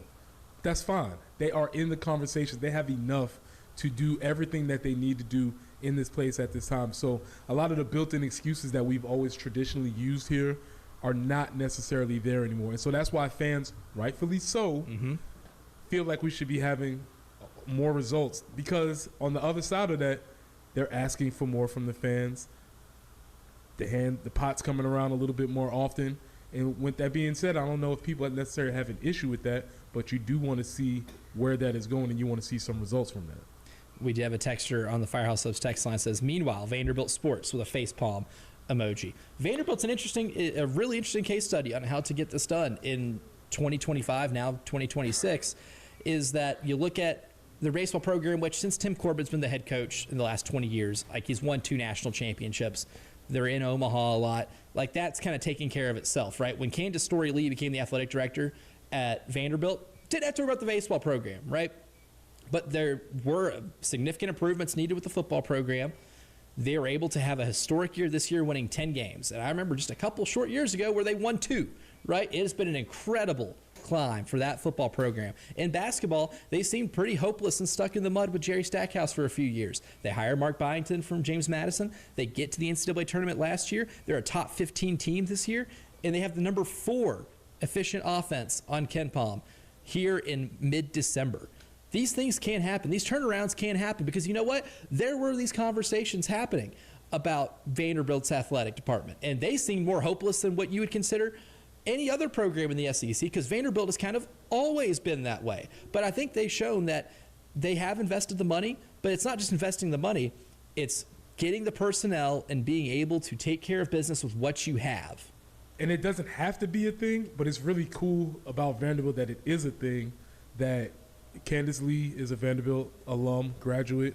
Clark Lee is a Vanderbilt alum, graduate. So that's not that doesn't have to be the case, but it's really cool that it is the case there right now. It is, yeah. Well, and I think because it creates a whole new level of buy-in to the program. When you got somebody who's been through the same process that you did when you, or as you were getting recruited, and you got somebody who can tell you hands-on, like, hey, this is what it's going to be like. This is what you can do while you're here. Like, you don't just have the players who might have been there 2-3 years and they were on these bad teams that are like, well, here's what we do when we lose. Here's what we do when we do this. No, like, I think it gives you a totally different perspective, but to the same effect, you're exactly right. The personnel hires. Like, they're not just grabbing anybody from the street anymore. Vanderbilt is taking their athletics seriously. Their baseball has always been pretty solid, but for football to go 10-2, that just is unbelievable. And for the men's basketball to still be undefeated, you know, what, a month into the season? Something Month like and a that. half. Month and a half into the season. Like, that's just, it's pretty remarkable. Like, I don't know what else to say. I got a lot of respect for their athletics department because they're really putting some work in. And the alum thing is interesting. It's an interesting angle because I think that fails so many different places, right? I just got on putting Penny Hardaway on the grill. We just talked about it. Yeah. I just got on putting him on the grill because of how they've underperformed since he's been the head coach, despite recruiting at a really high level. Like, if you heard the phrase, a face only a mother can love, Vanderbilt has been an athletic department that only an alum can love. So it's a little different at Vanderbilt, right? It doesn't have that prestige. And I wouldn't even put South Carolina and Vanderbilt in that same conversation that South Carolina is a place that only an alum can love. Because South Carolina does have good resources, right? Especially in a sport like football, where the high school football around here produces really good athletes, right? Just look at the Spurrier years, some of the best contributors on those teams. They came in your own backyard, right? They came straight from your best recruiting ground, which is where you're at. And in basketball, right? Someone like Colin Murray Boyles, who is playing at AC Flora, can come play for you, right? You can attract that talent. Or even, let's take it back even further. In the early 2000s, Devin Downey from Chester High School came to your program, became one of the best players in the history of that program. You have the resources and you have an attractiveness to you of not just being in the SEC, but having at least some success over time to make it attractive for me, outsiders like Kendall Briles, to be able to come in here and do what he did, right? You don't have to rely on just former players, former coaches coming back and making this thing better, because that is always such a risk. That is almost like a lightning in a bottle thing for Vanderbilt, because you have to have an alum to be able to buy in, because they understand a lot of those challenges that is naturally given to that program in a school that does take academics that level of seriousness. Yeah, that was always their crutch, right? Like, we just can't get any athletes in here because we're too smart. And they figured out, like, no, we can do this. We can figure out ways to get it.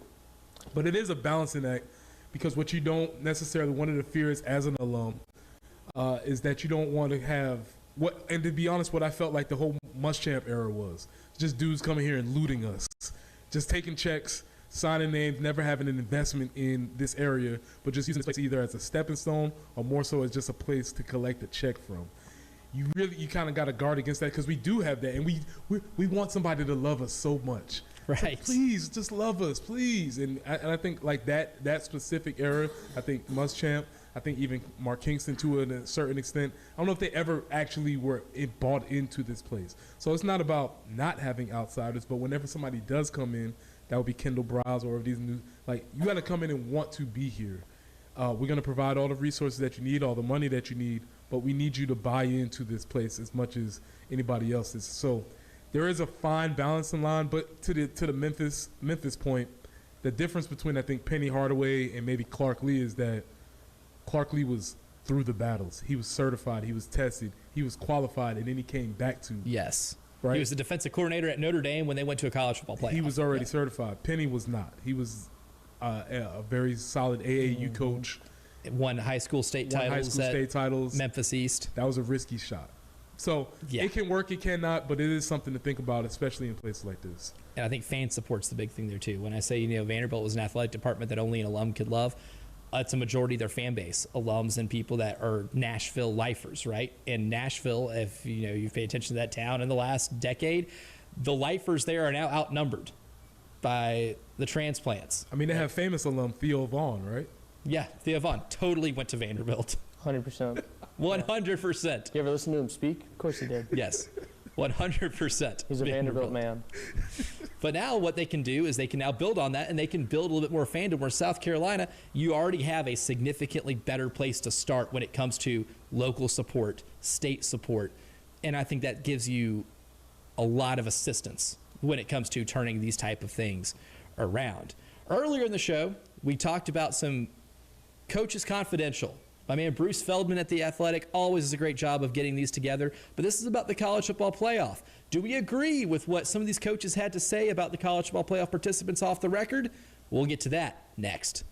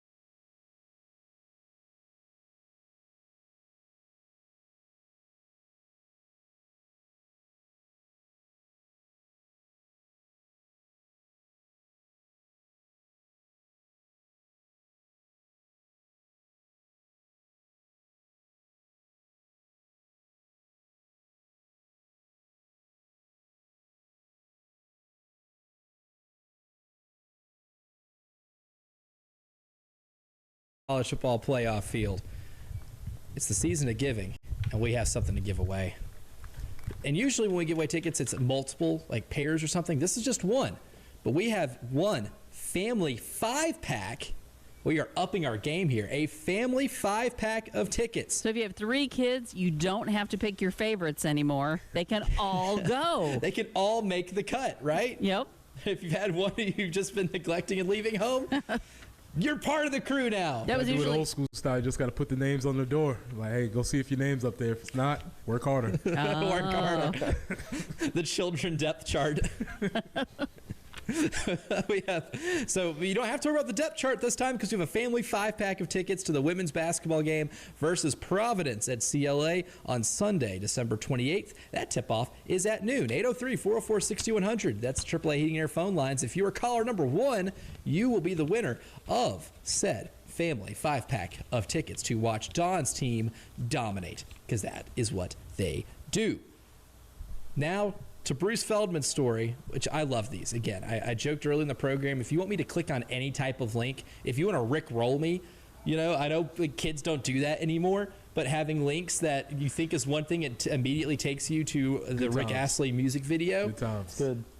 That happened to me a lot back in the day. I'm not going to lie. Very gullible 13-year-old. But if you wanted to Rick-roll me in the year of our Lord 2025, just say, anonymous coaches weigh in on insert whatever sport is here, and I'm in. I am in. So that's why when Bruce Feldman tweeted yesterday his article on the Coaches Confidential for the College Football Playoff, he didn't even take a full second. I clicked it. I'm in. And just for journalism, this is why anonymity is a net positive, because Yes. we have to be able to have people to speak without fear of repercussions. So great job by the journalists. Great job by everybody involved. Yes, because you got a lot of really good stuff in here.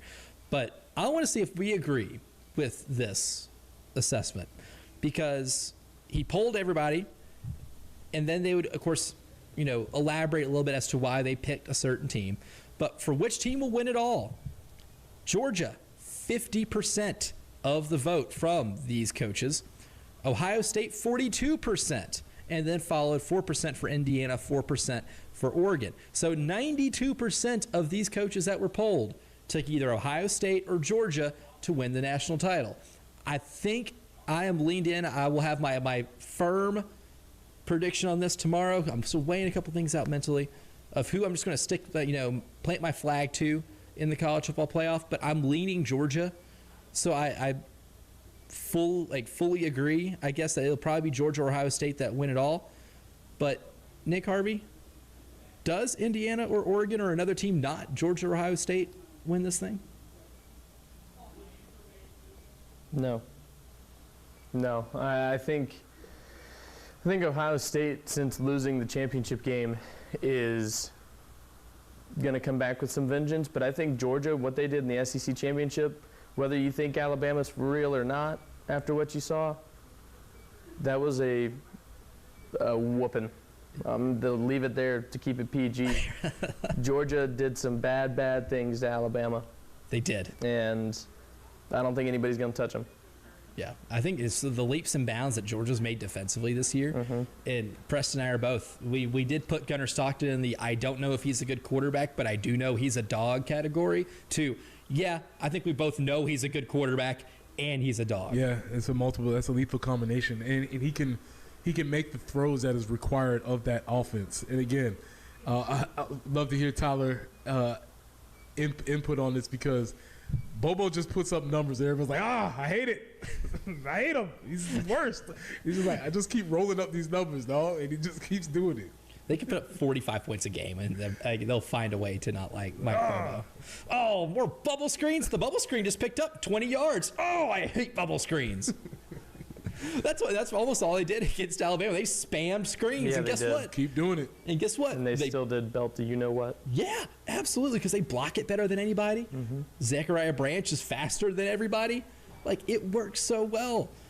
Yes, I don't mind watching 30 bubble screens a game if I know it's going to pick up 10 yards a play or whatever number it actually is. Now the fun question. Who do you think is the biggest fraud in the field? 29% said Ole Miss. 17% said Texas Tech. 17% said Alabama. 8% said James Madison. 4% said Oregon. 4% said Oklahoma. And 21% did not give an answer. Still afraid. Even I under ain't touching that. even under the cloak of anonymity, we're not willing to touch that question. So my question here is with the folks that said JMU, I'm not sure if they understood the question because I don't think Yes. JMU's a fraud. You could argue whether or not they belong in this conversation, but they are not a fraud. They are an excellent football team. Because I don't think there's a soul on planet Earth picking them to beat Oregon. Not one. That doesn't make them a fraud though. Yeah. That just means there might be a different level of competition here, and that gets into the whole should G5 have their own thing, whatever. But I think now when I say fraud, Oklahoma. That's who I was gonna pick. That's who I was gonna pick. If I was polled on this, I would pick Oklahoma as the biggest fraud in this field. Wahoo! John, yeah. John Mateer out there running and jumping. I And mean, if that's so, my understanding of fraud means like you're here, but I don't know how real this is. Yeah. And really, to me, it's a two-team race between Alabama and Oklahoma, but I think That I'd was the lean other team I Oklahoma. was going to say. yeah, that's exactly what I was going to say too. I think after watching Alabama in that SEC championship, it was just, I don't think they're there. Like, I don't think that this is the team that's going to take them anywhere close to a national championship. I could be wrong. Well, the two things in play for Alabama are they cannot and will not run the ball, right? I think they've completely abandoned even trying to establish any type of ground game. And Ty Simpson peaked in mid-October. What we saw Ty Simpson in mid-October was legit Heisman contending stuff. Did we break Ty Simpson? South Carolina might have. The Gamecocks might have broken Ty Simpson because it's a different Ty Simpson now than it was in mid-October. Who he was before our game and who he's been after our game are two different things. And we kind of saw the beginnings of that over there in Williams-Brice. He was missing a couple throws. He was a little bit hurried in the pocket. It's just two different quarterbacks. Because I remember after the Alabama game coming in here on Reaction Monday saying you had an opportunity in this game because Ty Simpson was missing the layups out there. And I'm like, what we've seen in the previous, 6 or 7 games before that, Ty Simpson wasn't missing the layups. One of the reasons why his numbers were so good and wasn't throwing any picks is because he was keeping the ball out of harm's way. And he was hitting on almost every single pass across the middle that they drew up. And since then, he's done nothing but miss the layups at times, right? He has struggled a lot. He has committed the back-breaking turnover, which is why they lost to Oklahoma when those two teams played in Tuscaloosa in November. It's been completely different. The line of demarcation on Ty Simpson's season starts here in Columbia.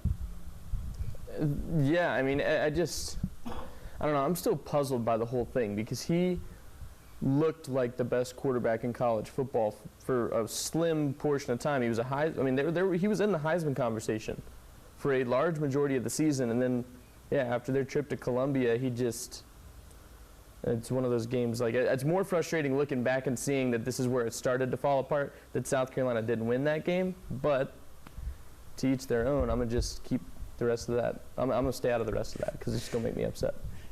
Did the show Wife Swap make you guys uncomfortable? Yes.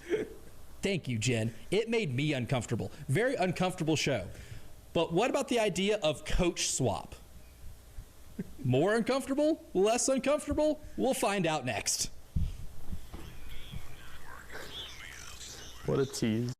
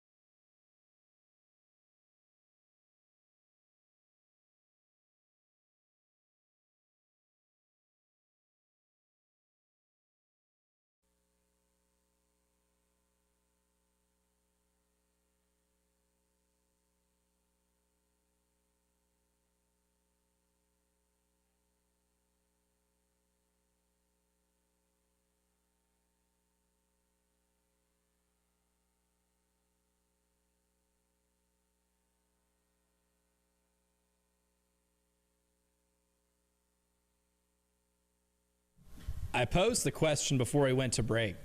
If you guys have seen the show Wife Swap and if it made you uncomfortable. That show was seemingly everywhere, early 2000s, in the aughts. And it was one of those I'd never enjoyed, right? I always got really uncomfortable watching every single episode. Very rarely did I watch when I was like, okay, everything went well here. I did not get uncomfortable. You said very rarely, which means you were I will say my grandparents loved that. Okay, all right. Okay. It was at times on in the household, right? And when you are 7, 8 years old, your control over the remote, Captive. yeah, very limited. But always made me a little uncomfortable. But does the idea of coach swapping make anybody equally as uncomfortable as the TV show Wife Swap? Because we have a coach swap situation at Ole Miss and LSU. Charlie Weiss Jr., who's going to be the offensive coordinator at LSU, is calling plays for Ole Miss on Saturday against Tulane. Weird. In the college football playoff. Little weird, little odd. And now Frank Wilson, who is the interim head coach at LSU and is going to coach the bowl game for the Tigers and is a staple in Louisiana in football. Previously the running backs coach, an ace recruiter, has been named Recruiter of the Year 2 times. I don't know who votes on that, but he has been thought of highly enough as the #1 recruiter in America on multiple occasions. So you know what? We'll take it. All right? I will take that for what it's worth. And has significant ties to the city of New Orleans. Apparently recruits the New Orleans area about as well as you can. That is a talent-rich part of the country in the sport of football. Well, he's going to be joining Pete Golding and Ole Miss's staff and will not be retained by new head coach Lane Kiffin. So now we have reached an interesting part of the equation where we are doing some coach swapping here between two hated rivals. Does this make us feel more or less uncomfortable than the TV show Wife Swap? I think there's also one more swap in general managers. Oh, yes.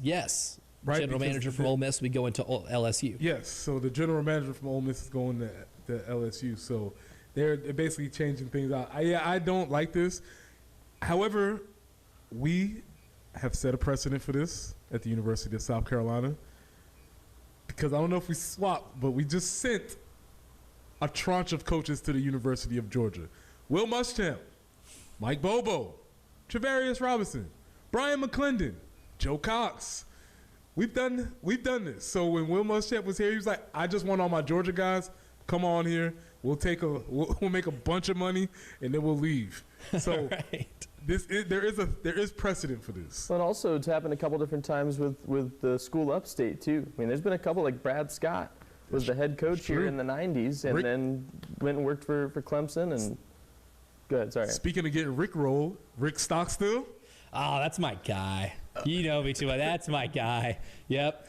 Recruited Preston while he was at Clemson. That's my guy. Spent some time here. And then head coach of my alma mater while I was there. Was there for almost like 20 years, man. He was there forever. My man Rick became a staple in Murfreesboro, Tennessee. But it's not unprecedented for some coach swapping to happen. But I think with the situation now. This is interesting. Yeah. Because there's obviously some things are happening. Even the way the Charlie Weiss Jr. situation played out, I feel like he was doing this for leverage, in which he signed he's going to be Charlie Weiss Jr. is going to be the highest paid offensive coordinator in the SEC. Why? For what reason? That's a really good question. For what reason? There's no reason. Nothing. He's done nothing. Can Lane Kiffin not bring another offensive coordinator? He's worked with a few. I mean, clearly Lane Kiffin's had success with different offensive coordinators. It worked pretty well with Jeff Lebby, right? It's worked well with Charlie Weiss Jr. It worked well with Kendall Briles when he was at Florida Atlantic. I don't know why Charlie Weiss Jr. is the one who's making your school fork over more money for an offensive coordinator than any other school in your league. With the clause. They call this a looking clause as I'm looking at it. Not to be confused with the Santa Claus. Not that one. Mm-hmm. Ensure that his salary remains the highest as the SEC coordinator, as long as he's the coordinator at LSU. He got an escalator in there? Yes. You're kidding. So this all kind of goes back to this conversation. Remember when the governor was talking about, like, we're not going to play those games with those agents. We're gonna make sure that we sign fiscally responsibility. No. You not only did you play those games with the agents, you played patty cake with them. You were playing hopscotch with Jimmy Sexton. I was about to say they hit the Uno reverse card. They did, yeah. We're not going to do this whole game with the agencies, and we're not going to let Jimmy Sexton, do what he wants with these contracts. Psych! Just like Lane Kiffin in our fake Hallmark movie. Governor Jeff Landry hit the reverse Uno card. I did not know about the escalators. I knew they signed him to Charlie Weiss Jr. even to a ton of money, and they're already paying Blake Baker as a defensive coordinator as the highest paid defensive coordinator in college football. To add that contract to the contract they gave Lane Kiffin, and now to the escalators that are built into the Charlie Weiss Jr. contract, how much money are they going to be spending on 3 different football coaches? It's pretty fascinating. And they sort of got beat at every single level of the contract game. Because even Lane's buyout is not even close to what the governor was saying it would have been. Well, and to go back to the original point too, like I don't think it makes me more uncomfortable than wife swap. Just to put that one out there. However, I do think the amount of petty energy between these two schools, I feel like, with all the coach swaps and the GM swaps and everything like that, there's going to be so much more hatred when these two teams see each other. Like it's going to be insane. I can't wait. The storylines are just going to be unbelievable. That is going to be the greatest, maybe the most exciting, college football regular season games. And people talk a lot about, the regular season not mattering as much because of the advent of the college football playoff. But I beg to differ because that one is going to be must-watch television. Yeah, and I think the bigger thing it always hints at is this idea of, the SEC coaching fraternity. It's so incestuous. Mm-hmm. You know who's going to be the offensive line coach at LSU? Eric Wolford. Just getting his SEC passport stamped. Not achieving much at any spot. Mm-hmm. Just rolling around the SEC. Somehow or another, he got stamped as an SEC O-line guy, and now he's forever that. So he can go to LSU, he can go to Kentucky, he can come to South Carolina, he can go to Auburn, he can go wherever he wants. And he's always just going to be an SEC guy. And when you start really looking at these staffs, it's just dudes that have been in other places. Yeah. There's a trail everywhere. And before we get out of here, too, I got really curious about something because we talked about this earlier in the show about what certain teams in the college football playoff are spending on football. Lane Kiffin will make as much money in 2026 as Tulane spent on their entire football program. He'll be making $13 million next year. Tulane spent $13 million on their football program. James Madison spent $15.9 million. Lane Kiffin and Charlie Weiss Jr. will be making more than what JMU spent on football this year. But remember, Lane doesn't make any decisions based on money.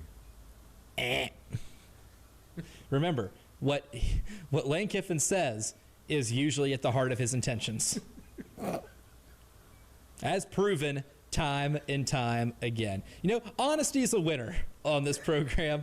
Well, we'll give our winners for today's show, brought to you by the Golden Spur, coming up next.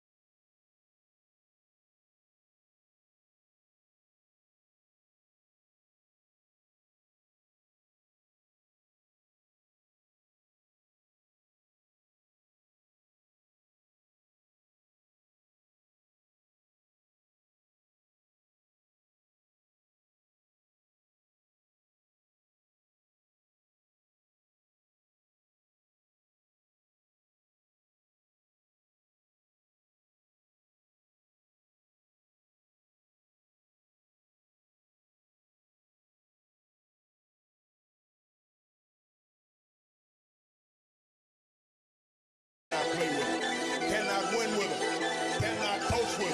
Can't do it. I want winners. Winners. And we will satisfy Mike Singletary's desire for winners with our winner segment, as always, brought to you by the Golden Spur. And I got to kick off the winner segment by making my golden winner of today's show, Jen Jensen's crypto scheme. Dick a coin to the moon. It's been fun working with everybody. I can tell you, but once I get the, those millions and billions in, I don't know. Yeah, we won't see Jen Jensen ever again. Yeah. It's been nice knowing you, Jen. Yeah, I know. It's save been a fun. spot in on your island for me. I can do that. As it's like a vacation spot. I'll take like a camper or something out there. Nothing Well, too. Since Nick is here, and I've been making it my mission to get him to see my way. You know who has amongst the highest big time throw percentage in the NFL? Nick, do you know? Not Patrick Mahomes, not Josh Allen, but that's right, our boy, James Jr. McCarthy, our guy, big time throw merchant himself, J.J. McCarthy with another dub. Winner. Time throw merchant, J.J. McCarthy. He's looked better the past 2 weeks. There we go. Thank you, sir. We're slowly getting Nick Harvey back into J.J. McCarthy bandwagonism. Let me give you the specific stat before you go on, because I heard it and I want to make sure we're clear on this. He is tied with MVP candidate Matt Stafford at the top of big time throws charts. How's that? That's good company. Take that for data. Yeah, that's right.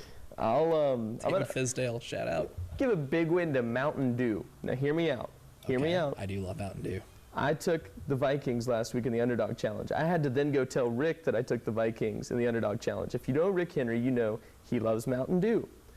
Then I proceeded to say, all right, well, let's make our own bet on this. And I told him I would give him my Minnesota Vikings jersey to wear if the Cowboys lost. He politely declined, said he didn't want to do that. He said, I'll bet you a pack of Mountain Dew bottles. And I was like, all right, deal, I'll take it. And the Vikings came through. I'm supposed to get those Mountain Dews today, so. Nice. Free Mountain Dews. Wins to Mountain Dews, yeah. Always a winner. Another winner for today's show. Getting rickrolled. Big time winner. Big time winner. Preston Thorne made a really good point. Remember when being rickrolled was the worst thing that could happen to you on the internet? Yeah, you'd be like, I clicked the wrong link. Got rickrolled. The internet's bad. Oh, buddy. He's hitting. He's getting down a with his little bad back self. and forth. Rick Astley, sneaky athletic. Oh, yeah, no. Rick Astley, very sneaky athletic. We putting Rick Astley in the Julian Edelman tier. Sneaky athletic. So sneaky, he doesn't even know. Yeah.